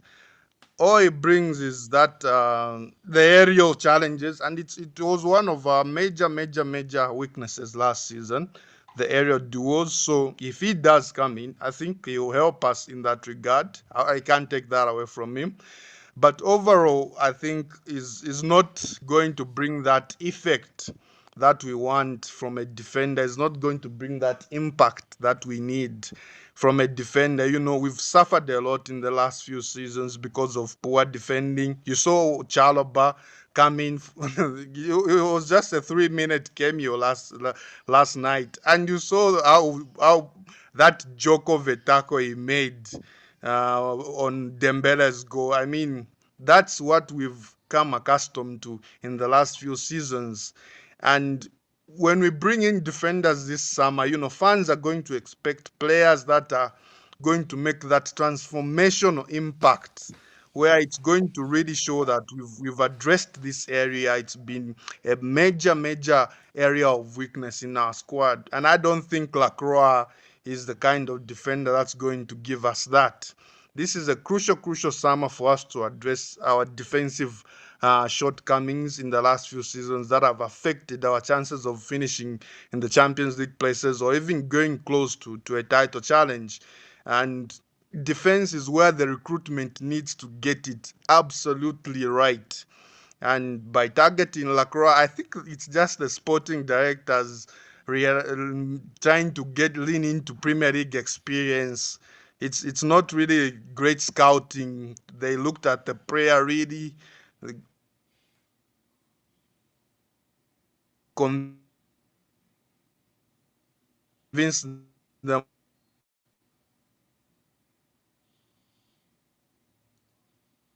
this signing is the signing that we need. Yeah. Are you through, Charles? Are you still talking? I'm through on Lacroix. Okay, looks like your connection was breaking up. But yeah, well, yes, we're back, my bro. I do hope you're doing well. And Eugene says, going by how Crystal Palace does business, the price is very okay for him. He knows that coming to Chelsea, he has no much a problem starting, unlike going to Arsenal. Okay. Lacroix is meh. Mikel is not too sure. And Bobby with his accusation. Bobby, you've heard Azambian Bro say he doesn't really like Lacroix. He would rather we sign someone else. So, and you like him a lot. You want Chelsea to get the deal across the line. So you get the opportunity to respond to what you've heard them say. And Mikael says, rather, let me read that. Rather get Maguire on the free than Lacroix for money doesn't raise the bar in our backline much, if any. Wow, that's a serious debate we have on our hands right now. The guy says, Bobby, your thoughts on Lacroix? You'll hear from him soon. He likes him. He wants Chelsea to get the deal across the line. And Utem says that when you actually listen to some CFC fans, you wonder how they analyze football. Check his football up, bring in checks his football upbringing, hearing people talk just because they think, you can say they reason, they justify their argument with what they see from his displays at the World Cup. Their Monday from Porto was a better option, or is a better option, because we haven't signed Lacroix yet. And as I've said before, we were told that we have other centre backs on the list, but it looks like we're prioritizing him. We'll see. But thank you for joining the conversation. What's your name again? Sorry, I didn't say your name. Gugu. Let me just stick with that, because trying to pronounce everything I see there, I'm gonna bite my tongue off. Thank you for saying that Lacroix is not what we need. Ifa to Bojas says that. And my friend here in Druve is in the house. Druve says, Bernardo Cueva, who has served as Chelsea's set-piece specialist for the last 2 seasons, is changing roles to one more behind the scenes and away from the pitch. They practically fired him, if that's the case. That's a very polite way of firing someone you respect. Facts, it's not great scouting. All we need is a player that's been there before, like Marquinhos or Ruben Diaz. Um, if he wasn't good, then Crystal Palace wouldn't have beaten City. They wouldn't have won the trophies that they won. I think you're now. It's clear that you're guilty of what we're accusing some of our fans of doing. You're just going by him winning two trophies, and that justifies your argument that he's good. As much as I want us to sign him, but I think you should pay attention to how you justify your argument. For Ruben Diaz, is there. He's there for cheap in a defensive years. Our defense, I'm trying to find a bit difficult to get exactly what you're trying to say. They are all young and not established. He says we need real leaders next to Colwell, not relying on Colwell. All right, thank you for that. And Kwame, thank you for joining. My choice is Antonio Silva from Benfica. We heard here we go to Bournemouth, didn't we? And I'm surprised that we weren't interested in signing him because I've heard since 2004 that we've been you can say 18, 19 that we've been looking to sign him, and when he was there for cheap, we did nothing. You could argue that justifies what we've been saying since the hiring of Alonso, that everything comes down to what the manager wants. So where's Bobby? Now that I want to bring him on to come speak, he's off. Looks like he has a poor connection there. He went into the chat to blame me that I didn't want him to speak yet, but he knows fully well that he can actually interject and let us know that he has something to say. But he has to find a way to blame coach. And okay, he's back. If I was Chelsea, Can you I'd hear get me? Stones. Yeah, I can hear you crystal clear. Oh, Who's a right. free agent over Lacroix. Get them both would be great. I wouldn't mind Stones, but for some reason we don't need him. And quickly, Bobby, just 1 minute. Lacroix reminds me of Ross Barkley, big fish in a small pond, but small fish in a big pond. Whoa, my goodness! Just give me 1 second. I need to read that through. Even worse, he's a back to Upamecano and Saliba. Back up to Upamecano and Saliba. I don't like Upamecano. Makes a lot of mistakes. He's Hi everyone. Hi to you too, Darren Frank. I says Chelsea should go and sign Antonio Silva from Benfica. Should be the right man for Chelsea. I think everything comes down once again to what the manager wants. Roger Frankie says, what social media can do, who will believe that Aisha Speed will be performing at the World Cup finals? Power of social media. Who knows where this show will go in the next 5 to 10 years? Yeah, let's see. But Bobby, let's hear your thoughts. You've heard Zambian bro, and some people in the chat say they don't want Lacroix. Yeah. Charles is basically saying he's not good enough for Chelsea, and Mikhail agrees. And Mikhail in the chat did ask your opinion of Maxence Lacroix. Do you think he's good Yeah, I enough? mean, Do you think you should be I was looking at trying to other players? I was trying to speak when I was listening to a destruction of what is a very, very good defender. I heard how he waited. He's been in Palace till he was 26 before, he got any sort of recognition, which is not true. He joined Palace in the summer of 2024. So he only really had that one season and a bit, and then came to the limelight. Look, we saw when you have a manager or a system or a coach that doesn't utilize the qualities of the centre backs well, they end up looking foolish. What's the name of that Arsenal Brazilian centre back? What's his name? Oh, damn it. Gabriel. Gabriel. Yeah, now we all saw how foolish and weak Gabriel looked against Haaland because coaching centre backs isn't really Ancelotti's thing. He's the Galacticos whisperer.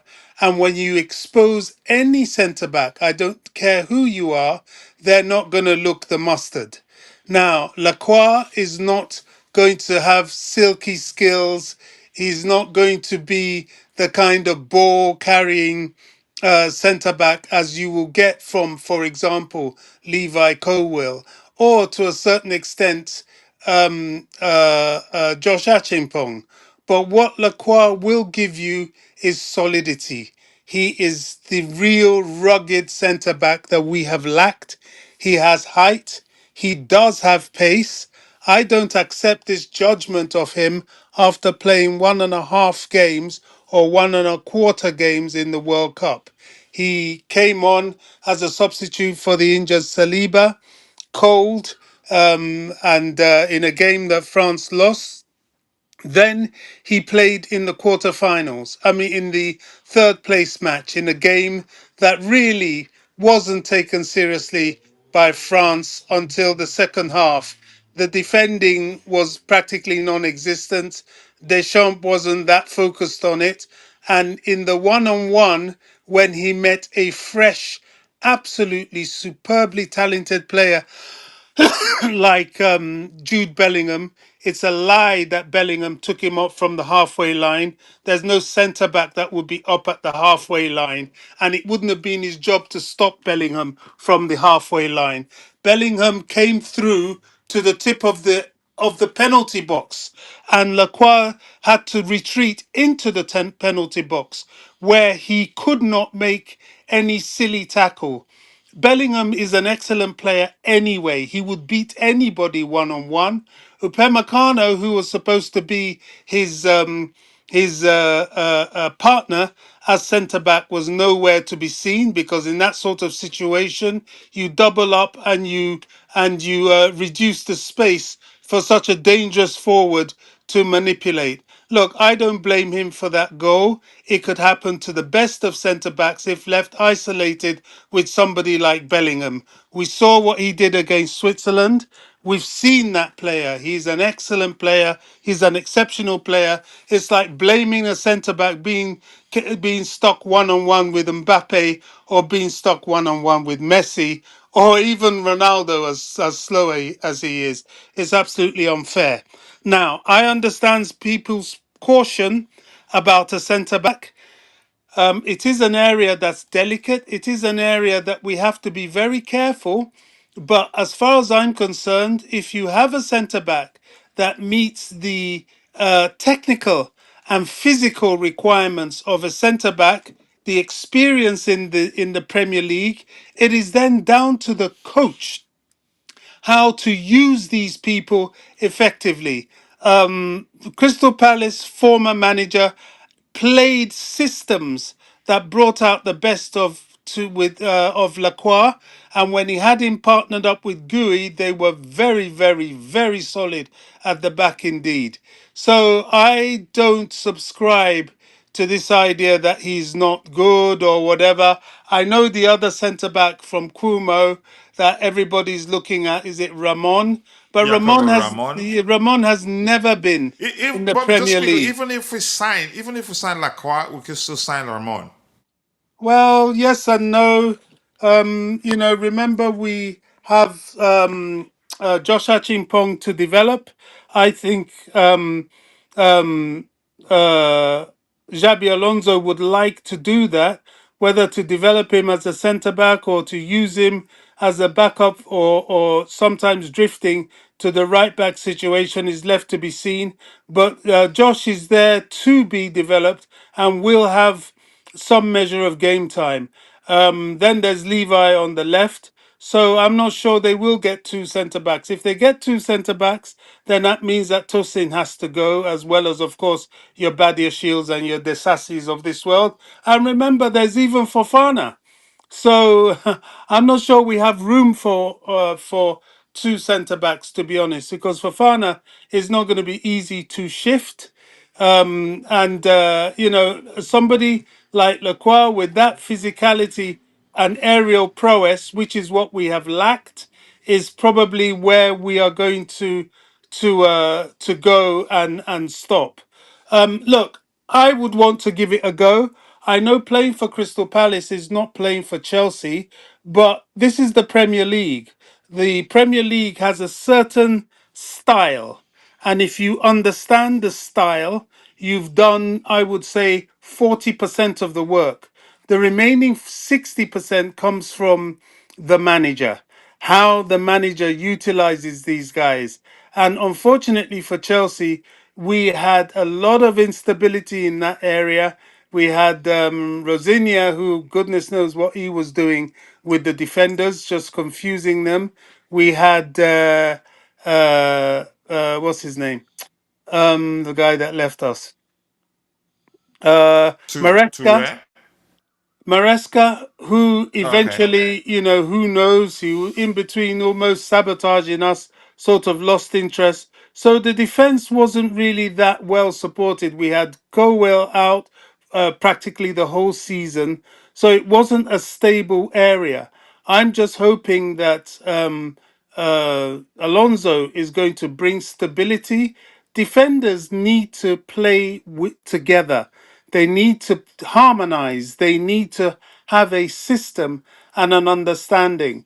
And in my mind, I know exactly how I would play Lacroix for Chelsea. I would like to think that Alonso would have the same sort of ideas. And I don't think, look, we're dealing with an inflated market.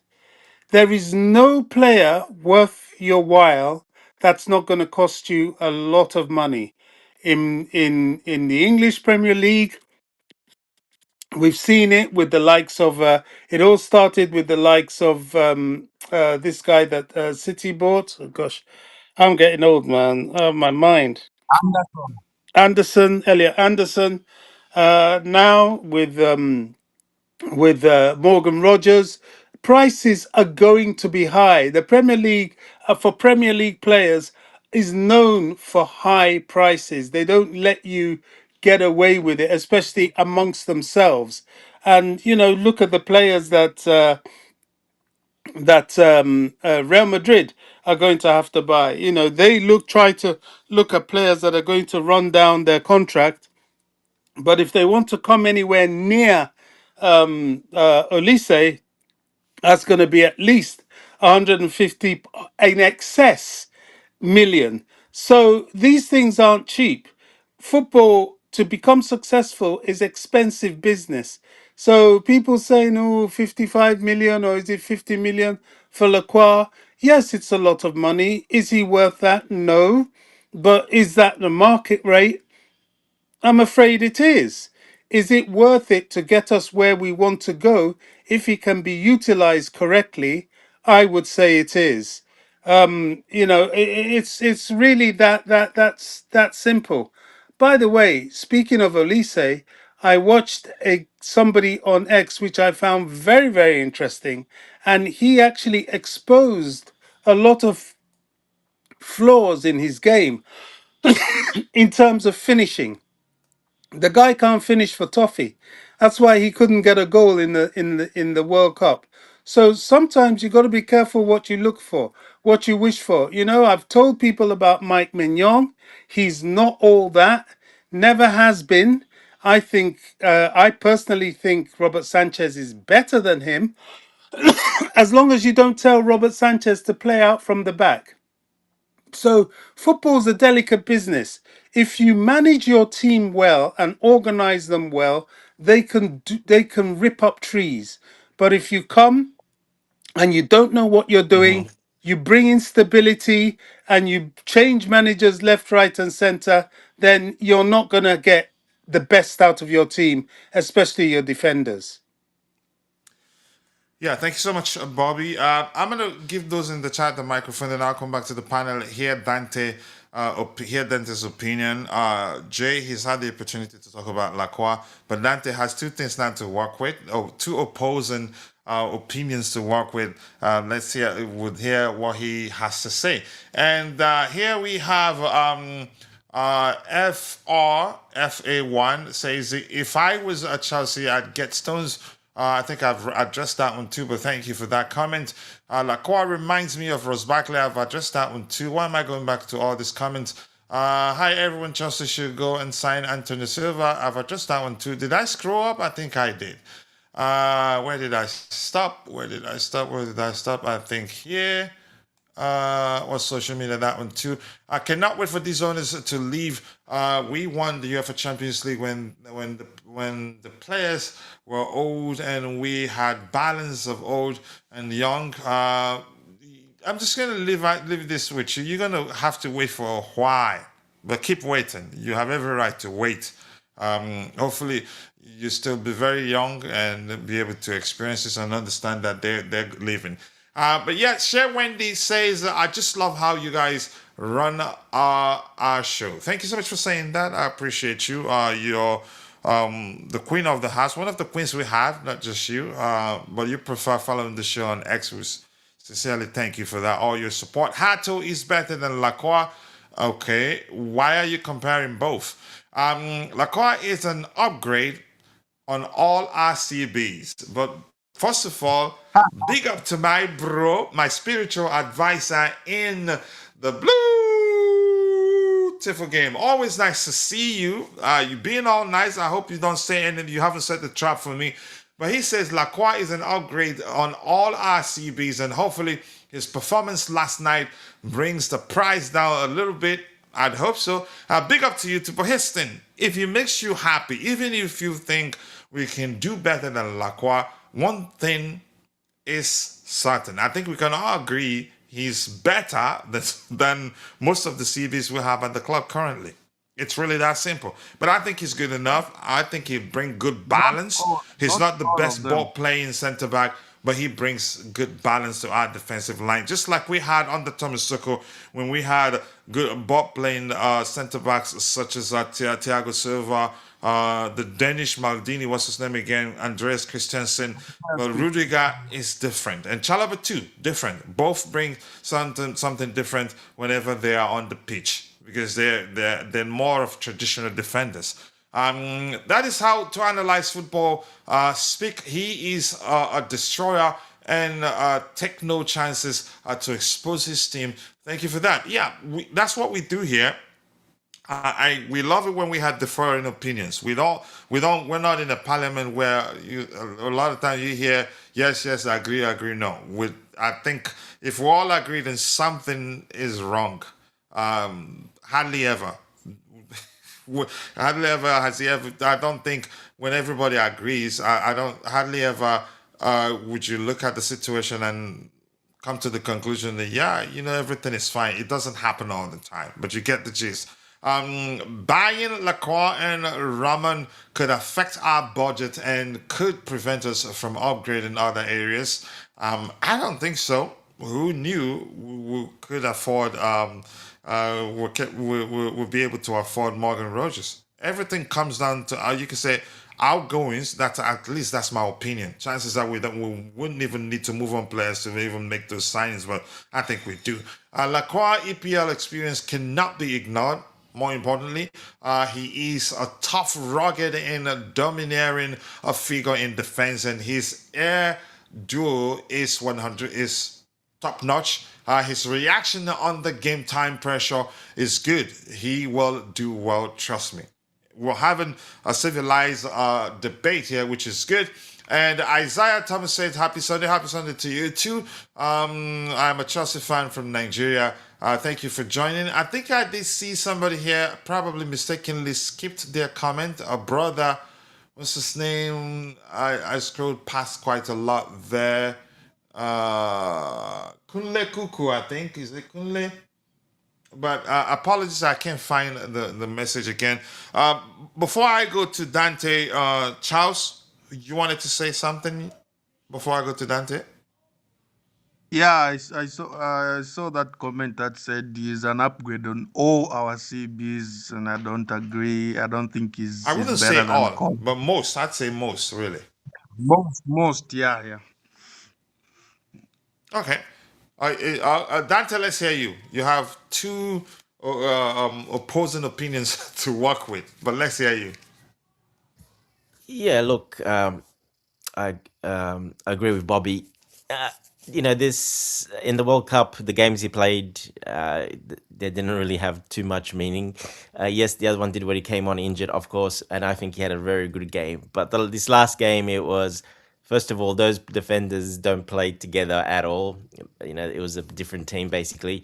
They're this sort of B mix with a bit of A team, and it was just everyone playing fun for fun and just going for it. There was no organizational structure, to be honest. So it was just the coaches letting them play, and that's why you saw that.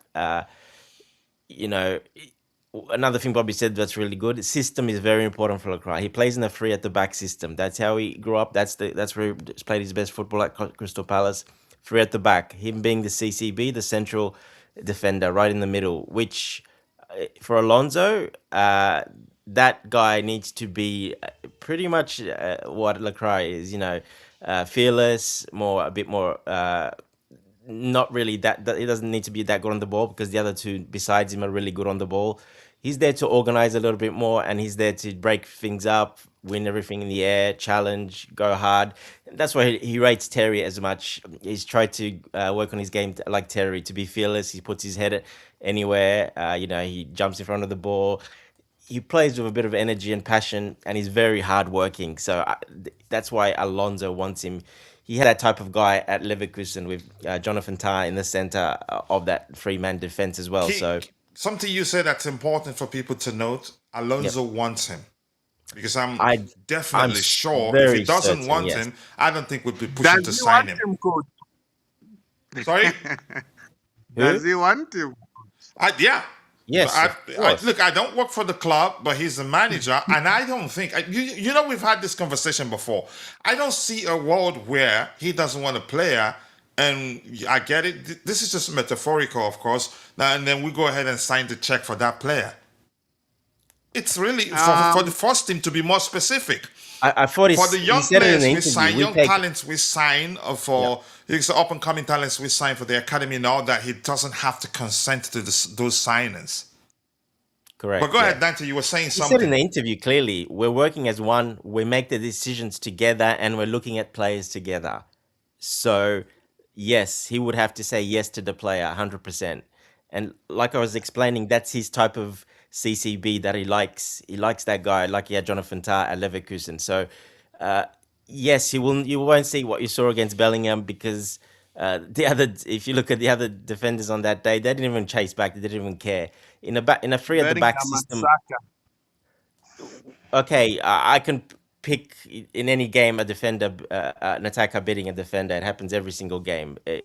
This World Cup appearance doesn't make any difference. I'm looking Halfway more at the line. last 70 games at Crystal Palace, where he was instrumental in them, getting to Europe and doing really well, but in the system as well, in the three at the back. So, yeah, for France, he doesn't play that system. And like I said, those players never played together that he was playing with.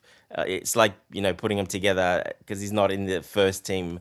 So I don't care too much about those World Cup games. I'm looking more what he's done. And he's been a winner recently. Let's not forget. He's won, they've won cups. So he's got the taste of winning. You're bringing a guy that's got a bit of taste of winning that wants more, that wants to win bigger. So I think that's very valuable as well. A lot of people are not really looking at that. They're not considering, how well they did and how, they won a couple of trophies. So, yeah, look, he's a very good signing. He's definitely a Xavi Alonso signing I who mean, we would haven't want him. signed him. He will be a very good signing. We would not sign a 26-year-old otherwise, if that was the case, if it was like we're doing what we were doing before, we would not be doing that. So going for Xhaka, 33, 34, Chavarria, 28, Lacroix, 26, those are all system players for Xavi Alonso.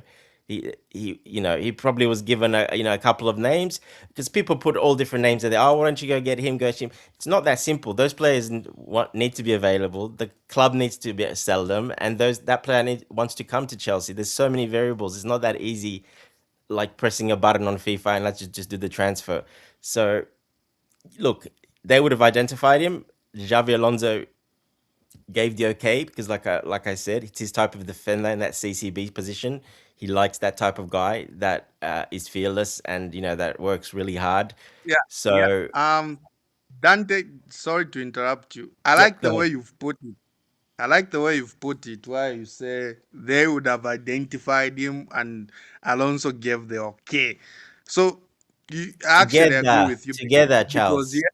Together. they they identified him and Alonso gave the okay because No, no. Have you seen that? Did they I don't identify think Xhaka Alonso and identified Chavarria? him. Did they identify And Shaka Chavarria definitely Alonso's identity, definitely, no doubt and about that Chavarria as one. well, right? Not Lacroix. Lacroix SD's identity. Why is it not his identity? Well, I just described what he did at Leverkusen with a defender like that. He gave the okay, yeah, but given given the choice, I think he would go for a guy like Ramon over Lacroix for me. That's just what Well, I think. we I haven't think gone this for is a club Ramon. signing. Huh? We haven't gone for a Ramon. We've gone for, which tells me Yeah, he's yeah. The he's club chosen is the pushing player. for Lacroix. The club is pushing for Lacroix. They want Premier League experience, and Alonso has given the okay, just like you put it, and I agree. I don't think he was handpicked He wouldn't just by. okay. He would be speaking like he's spoken to all the ones we're trying to sign. Palestra the same. Uh, he's gonna speak to those. He's gonna speak to those guys, and convince them to come. And if he wants Ramon, we'll probably sign Ramon as well. But like I said, you can't have everyone you want because some clubs don't want to sell, and some players don't want to maybe leave and come. So it's not a perfect world out there. Sorry, Dante, but what does it matter who identified the player first? The Well, club because he's trying to say identified that these Morgan directives Rogers that long before yeah they even thought of Alonso. And Alonso now It spoke to Morgan Rogers to bring him over. So it's a yeah collective, exactly, it Bobby. Yeah, doesn't matter. and that's it why I matters say a lot, Bobby. It matters a lot who identifies the To players, Bobby. you, it matters. And to all you, this yeah, in is your your opinion, opinion. in your head. You're not there. You don't actually know what transpires.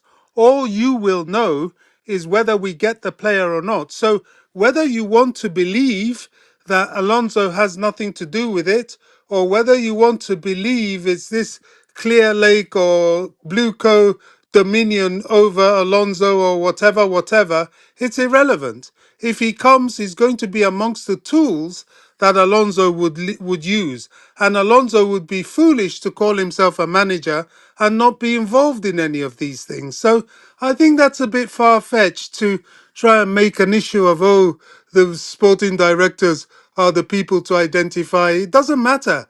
If they identify the player and Alonso says, hey, look, I don't really like the profile of this player, then they'll look elsewhere.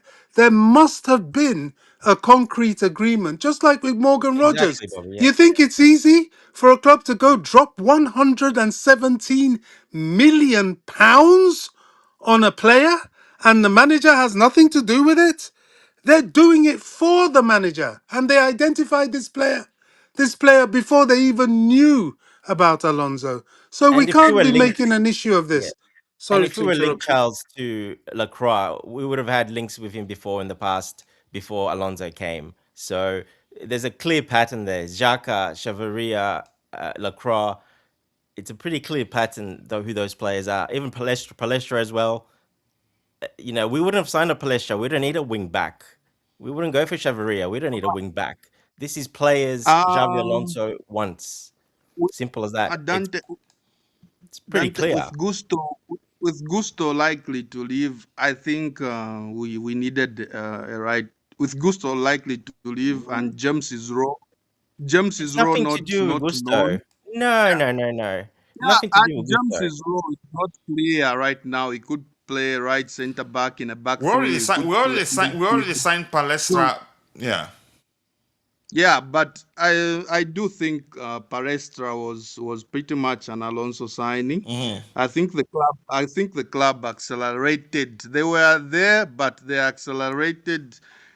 After Alonso, Okay, so Xhaka was probably also Xhaka. If we got him, that was his signing as well, correct?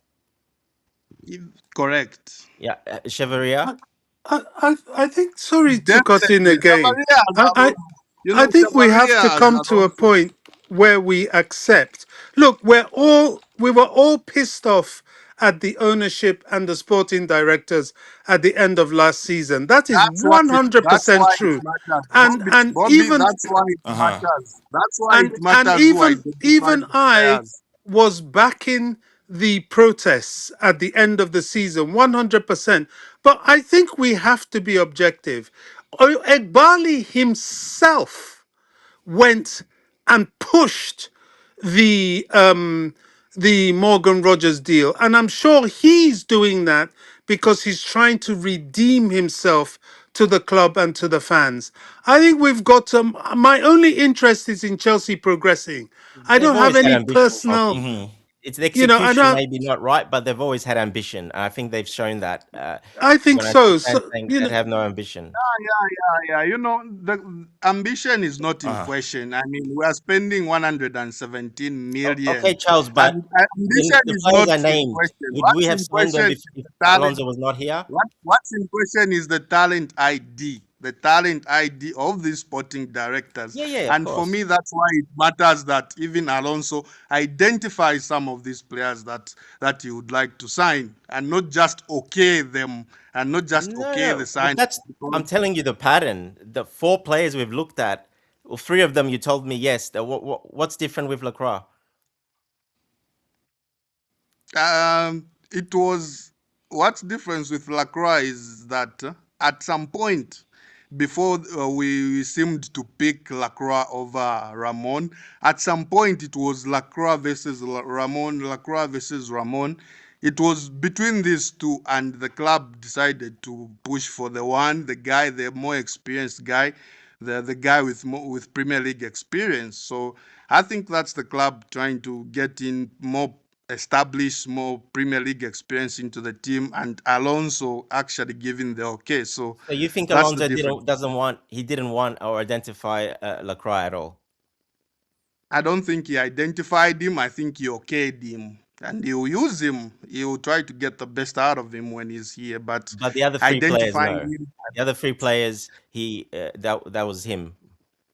Rogers, it wasn't him as well. We've Okay. been linked to Rogers. Like Bobby said, we've been linked to Rogers for years and years.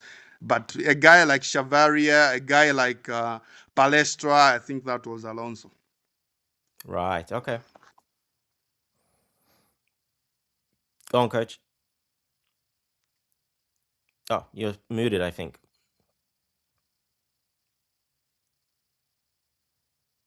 No, can't hear him. Can you guys hear him? I can't hear anything. no, I can't No, hear I him. I can't. can hear you and Charles, but I can't hear Coach. Okay, he's trying Yeah, to there's a speak, but problem with my oh, sound. there he Okay, there is. you go. There you go. Yeah, there you go. I don't know. Anybody else want to speak about Lacroix before I give the microphone back to those in the chat? Then we can go news hunting and call it a day. Getting closer and closer before, yeah, the final of the World Cup kicks off. And No, is the good. I fight think we all over? Last one, set our I points on Lacroix, a little bit split, but yeah, I think it's a very, very good signing, a solid signing. Like I said, system player as well because he plays at the three at the back as the CCB. And recently, taking that next step like he did last season, especially, and leadership. He's actually captained Crystal Palace a bit as well, so he's actually got that leadership in him as well. So that's another big plus. But yeah, look, I wouldn't mind if we signed another centre back. To be honest, like we kept saying, hopefully there might be Ramon could be that guy, but we don't know if we can get that deal I hope done. But so. I think it depends how many go I, out. I'd rather we sign Lacroix for reasons I've explained. He brings I do good too. balance, Yeah, and that's if I my had to choose opinion. And now, I choose Lacroix Charles now, is definitely. entitled to his opinion, his own opinion too. Uh, Ramoni hasn't played in the Premier League. He's not doesn't know. He hasn't. You know, No, yeah. Exactly. Lacroix has done it Dante, in the but Premier League playing in the consistently as Premier League, well, and Dante actually doesn't won trophies with a difference. Crystal Palace team that don't win many trophies or do too much. So, they beat all the top teams as well. When they played, they shut out a lot of top teams. So, he was instrumental in that central defense. Like I said, the World Cup, I don't care about that. Only that one game, a little bit. The last game for peanuts. Everyone was on holiday already. That doesn't matter. Uh, the game where he came on, actually, I think he was very good in that game, in my opinion.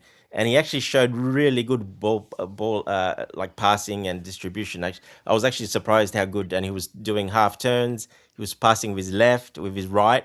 And I've never seen him that before because he's not really asked to do that at Aston Villa. That's not what they want him to do. So, you know, again, different system, You mean different at Palace? philosophy. You said Aston Villa. You mean at Palace? Sorry, Palace. Yeah, yeah, yeah. And All right, I let's just catch want up to, here. And Ugam says it's time some of Chelsea FC fans to wake up and realize that Xabi Alonso is a manager and not a coach. Some are still thinking we hired a coach. Every player that we sign, yeah, Xavi Alonso's choice. That's how I see it. Irrespective of whether we started scouting the player before his arrival, if he says he doesn't want that player, we're not going to go ahead and sign the player. The fact is, we demanded the board make improvements, and Lacroix improves us. Yes, it's a baby steps, but it is progress all the same. I am still blue core out, though. Stick with it. If you rock your both, the boat, that's you.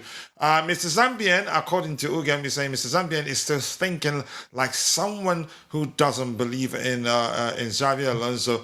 Every player we heard from press, we're now are going for now. It's time for defining manager's role and coach. I think he understands, but I think we're actually saying the same thing. He's saying not Xavi isn't necessarily the one that's pointing out all the players we're going for, which Yeah, makes yeah, not sense. all the players. Not all the No, yeah, exactly, players. Some, which some makes are sense. being, Yeah, yeah.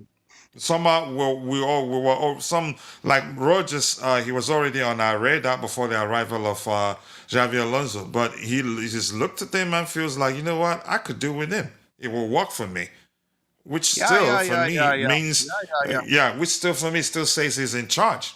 He has the final say. If he doesn't want a player, we're not going to sign that player. I'd say we're all on the same page. Actually, it's just the way we've presented our respective arguments makes it seem as if we differ when we don't. Ramon, with no Premier League experience ahead of Lacroix, is ridiculous. I'd rather what's his name? I'd rather Lacroix over Ramon. But everything comes down to what the manager wants. If he prefers Ramon over Lacroix, who am I to blow against the wind? It's really that simple. And coach, just another Um, point. Sorry, Xavi did say that he still watches quite a lot of Premier League. So he definitely would have seen Rodgers, etc. And don't forget they won the Europa Cup final as well. So he would have watched him there as well. So these managers still watch, especially that he played in the Premier League for such a long time. He still watches the Premier League, so he knows pretty much most of the players. So it's a bit easier for him to choose the Premier League players that he's seen that have performed. And Lacroix was one of those last season, one of the top defenders in the league, and so was Rodgers, one of the one of top the top attackers in the performers, league. irrespective of whether we agree he's good enough for Chelsea or we can do better than him or not. Yeah, well, that was their best 2 years. Those two players, that was their best 2 years. Like I said, they did very well for their teams. Yeah. All right, thank you so much for that. And the board will only sell Gusto if any club can pay 75 million. But who has come in? Nobody is pushing Gusto away. But some CFC fans who thinks that they know football, but they only follow rumors to hold. And if you make one mistake, that's it. You're a bad player. It's a toxic culture that exists within the Chelsea fan base. He isn't. If anything, I'd say he's a bit confused. Lack of consistent usage in a particular position has led to him not being a master in any of the positions he plays for. Why would you say Xavi Alonso was going for him? I just think we are not really seeing the bigger picture here. Xavi Alonso is in charge of every transfer market, whether any CFC fans accept it or not. He's the manager. I just stick with he has a final say. And if you still don't understand why we signed Morgan Rogers, it looks like Ty, as it does. He's made a very, very good video titled Why Chelsea Signed Xavi Alonso. You should go check it out. He's shared the link there. Believe me, he's good at breaking down why we sign players and the profile of players, how they apply themselves on the pitch. You should go check it out. I think you're gonna like it. I can only hope for good adapting and development under the new coach. I hope so too.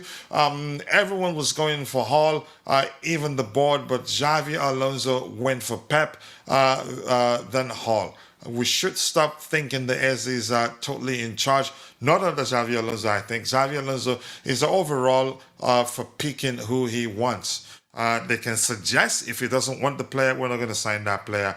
All right, the Bernardo Cueva news that Drew informed us of. We have the report on the screen here, and it reads: Bernardo Cueva, who has served as Chelsea's set piece specialist for the last 2 seasons, will be taking on a different position under Bluco in a more technical and advisory capacity. Okay. Among his responsibilities, he will carry a particular focus on set-piece analysis, opposition preparation, and performance insight. Okay, I don't want to start I don't know why trying they to keep break down giving. what that really means. Can I Sorry? pop in?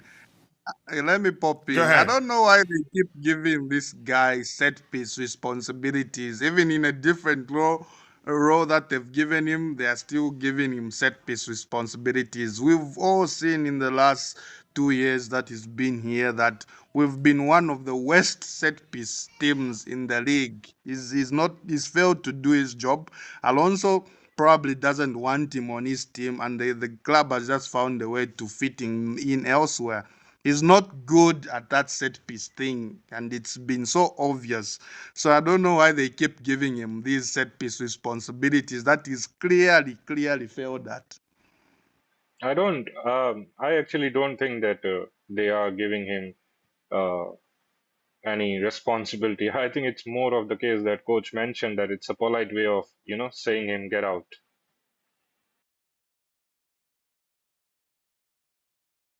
Maybe, yeah. Might be put to a role where he's not gonna like because they don't want to just let him go because he joined not long ago. So his probably payout would be very big. So let's just put him somewhere else, and then he won't like it, and he'll probably leave. Yeah, That can happen. Coach, you're muted again. We can't hear you. yeah. I thought I was the only one. Can't hear Saying a you, lot of coach. stuff while muted. Yeah, now All we right, got you. this says that David Dante. Go ahead, Dante. Were you saying something? No, now we can hear you. Go ahead. Okay. David Johnson says Xavi Alonso was at the heart of this. He was instrumental in convincing Rodgers to join Chelsea. Who, in my opinion, I'd say it. I'm going to say it again. Didn't want to play hard football. To play for him and for the project, even though there's no European football, which is another very interesting dynamic in this. He turned down Champions League football at Aston Villa for a club who currently and in Europe. And yeah, it's a massive one.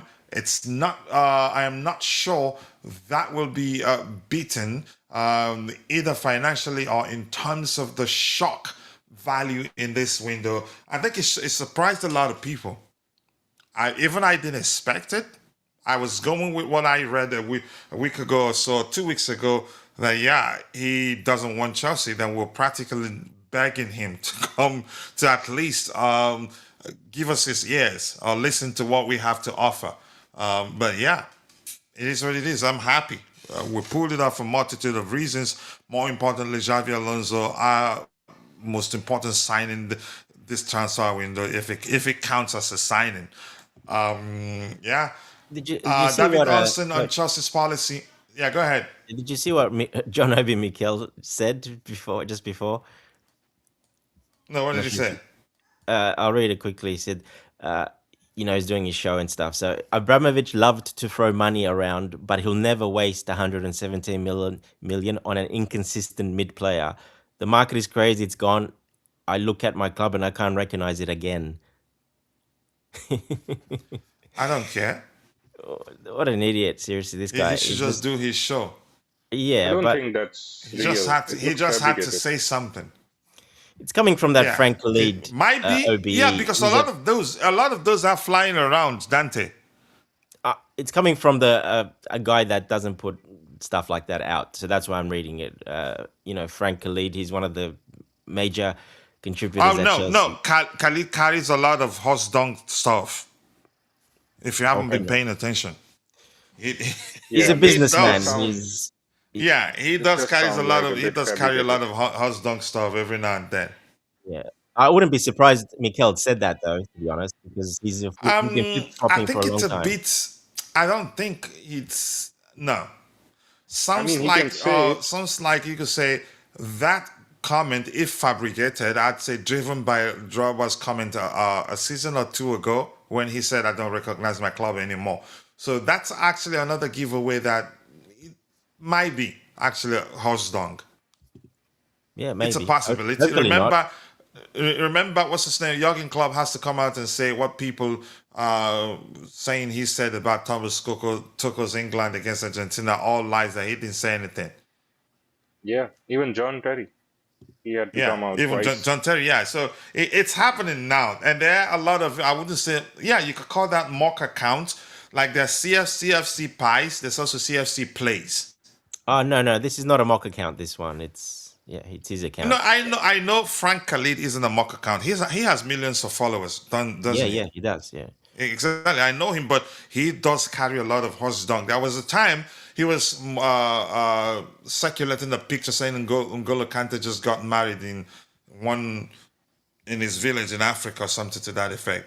It turns out it was all nonsense. And These things the happen use of because we the all, again, even irrespective of how you could say cautious you are, sometimes you do fall victim to one of those nonsense out there. But I get it. He might have said it, but we'll pay attention and see. We'll see. Yeah, let's see. We've addressed that one. Anything else here? Says this is a good role. I know it will be difficult to understand. He is going to add more tactical inputs on how to defend and stop set piece. Might be, might be.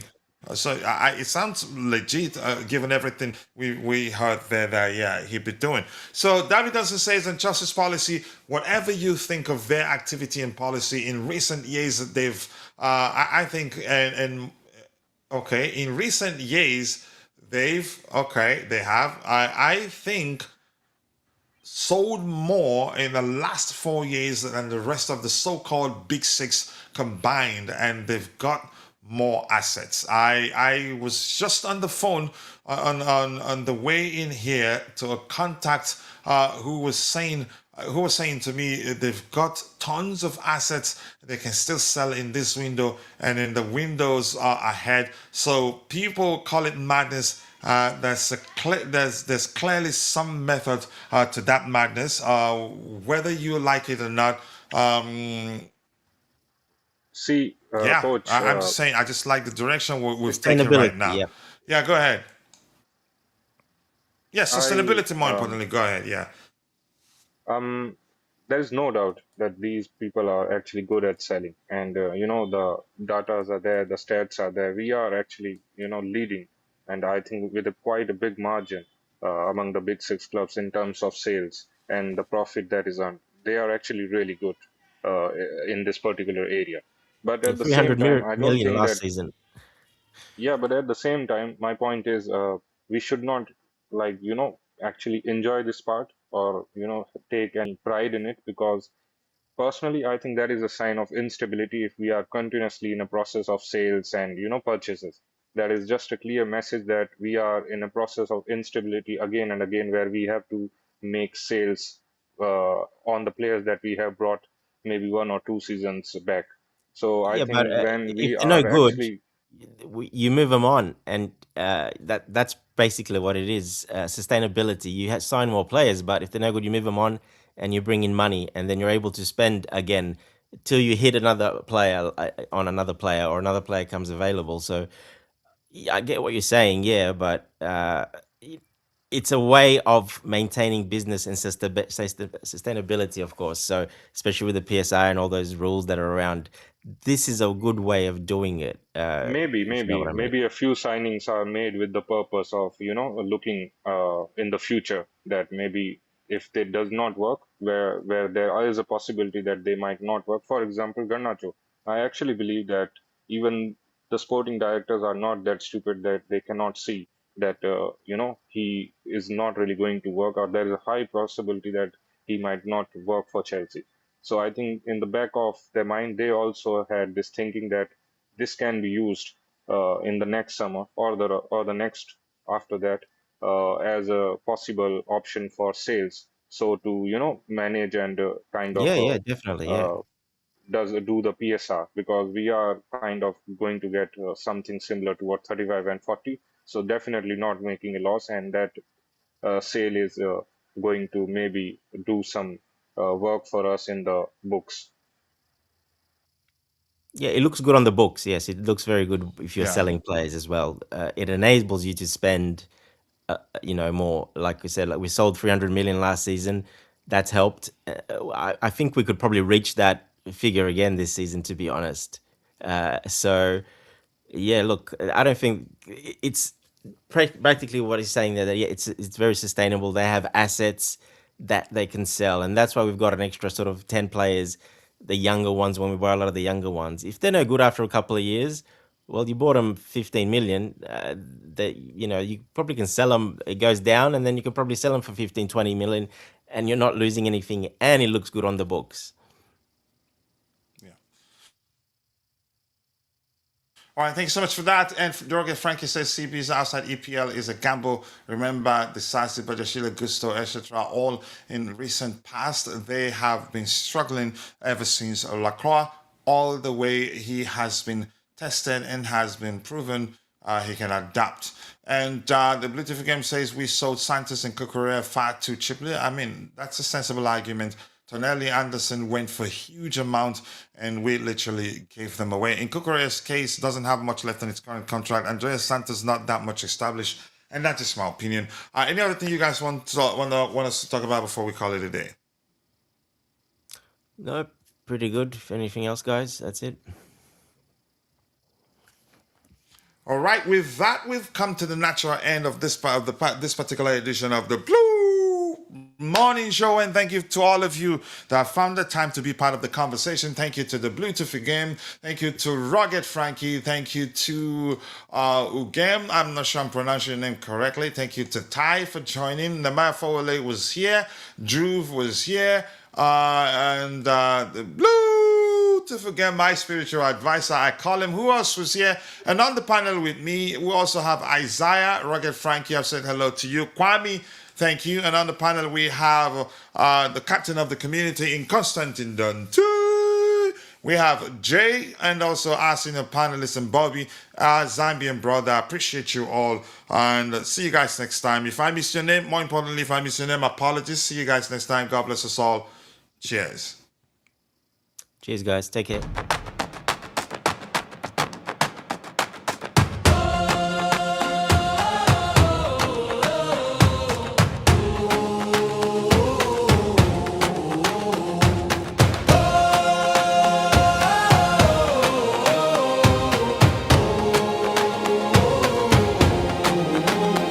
From the bridge to the stand, I carry that crest in my hand. Rain on my shoulders, still I stand. Tell me who wears it like we can. Mud on the boots, heart of gold. Those stories living in the cold. Every name that the walls still hold. I was born for this, I was told. Hear that roll in the air, feel that fire everywhere. We don't bend, we don't fold. We were cut from that blue gold. Blue till the end, blue till the end. We rise again, we rise again. Blue till the end, blue till the end. This is our name, this is our skin. When the pressure comes down hard, we don't flinch, we play our part. Every scar on the back says more than 1,000 songs before. From the first whistle to the last, we remember where we came from fast. No throne, no crown, no borrowed fame, just a city calling out that name. Hear that roll in the air, feel that fire everywhere. We don't bend, we don't fold. We were cut from that blue gold. Blue till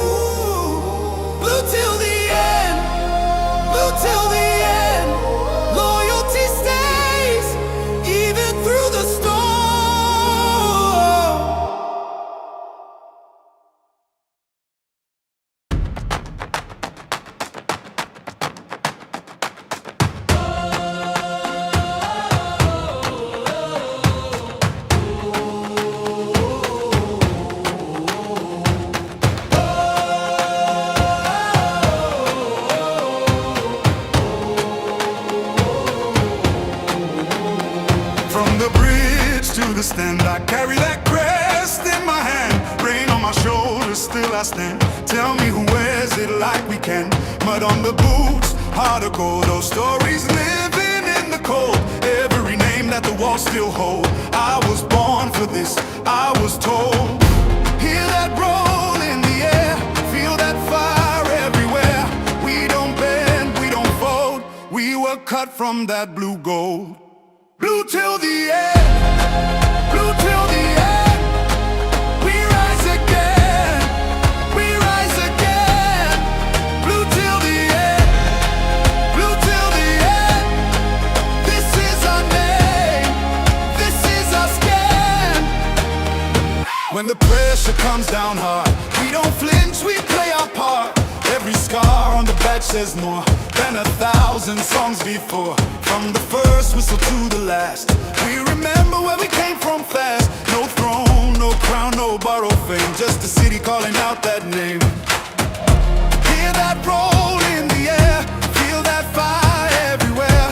We don't bend, we don't fold. We were cut from that blue gold. Blue till the end, blue till the end. We rise again, we rise again.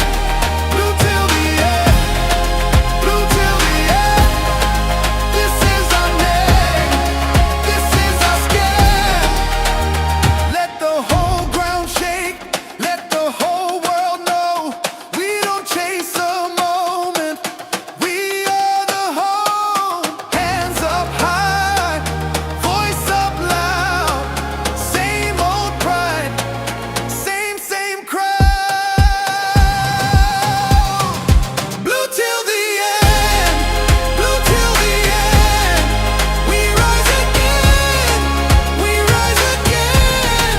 Blue till the end, blue till the end. This is our name, this is our skin.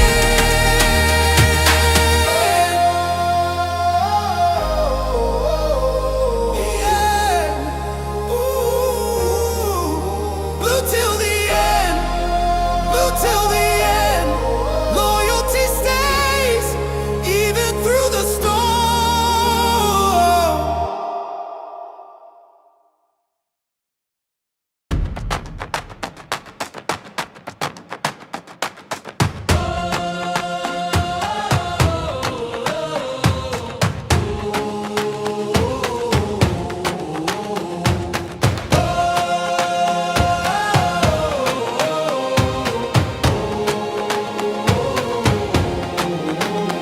From the bridge to the stand, I carry that crest in my hand. Rain on my shoulders, still I stand. Tell me who wears it like we can. Mud on the boots, heart of gold. Those stories living in the cold. Every name that the walls still hold. I was born for this, I was told. Hear that roll in the air, feel that fire everywhere. We don't bend, we don't fold. We were cut from that blue gold. Blue till the end, blue till the end. We rise again, we rise again. Blue till the end, blue till the end. This is our name, this is our skin. When the pressure comes down hard, we don't flinch, we play our part. Every scar on the badge says more than 1,000 songs before. From the first whistle to the last, we remember where we came from fast. No throne, no crown, no borrowed fame, just a city calling out that name. Hear that roll in the air, feel that fire everywhere. We don't bend, we don't fold. We were cut from that blue gold. Blue till the end, blue till the end. We rise again, we rise again. Blue till the end, blue till the end. This is our name, this is our skin. Let the whole ground shake, let the whole world know. We don't chase a moment, we are the home. Hands up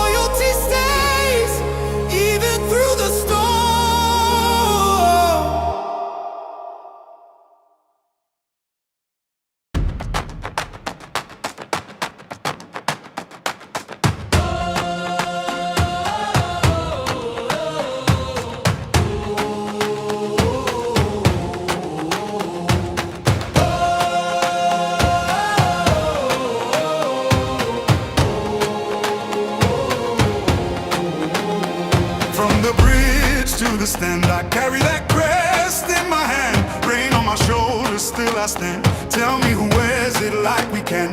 Mud on the boots, heart of gold. Those stories living in the cold. Every name that the walls still hold. I was born for this, I was told. Hear that roll in the air, feel that fire everywhere. We don't bend, we don't fold. We were cut from that blue gold. Blue till the end, blue till the end. We rise again, we rise again. Blue till the end, blue till the end. This is our name, this is our skin.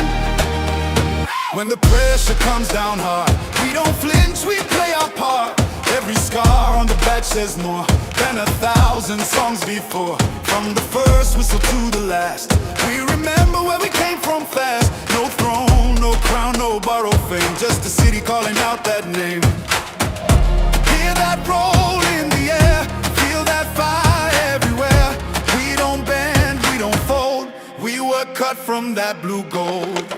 Blue till the end, blue till the end. We rise again, we rise again. Blue till the end, blue till the end. This is our name, this is our skin. Let the whole ground shake, let the whole world know.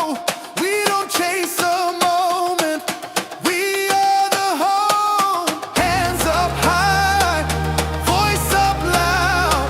Same old pride, same crowd.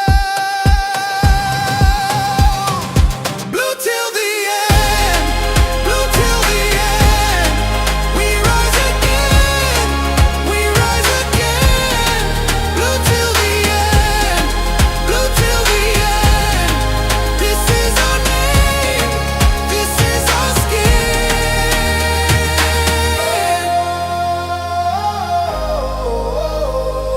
Yeah. Ooh. Blue till the end, blue till the end. Loyalty stays even through the storm.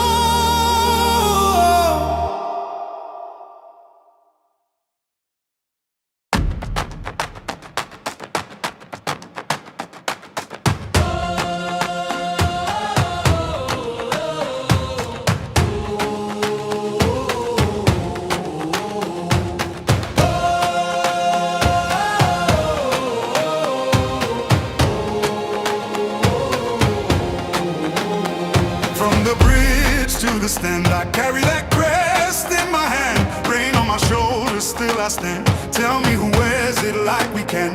Mud on the boots, heart of gold. Those stories living in the cold. Every name that the walls still hold. I was born for this, I was told. Hear that roll in the air, feel that fire everywhere. We don't bend, we don't fold. We were cut from that blue gold. Blue till the end.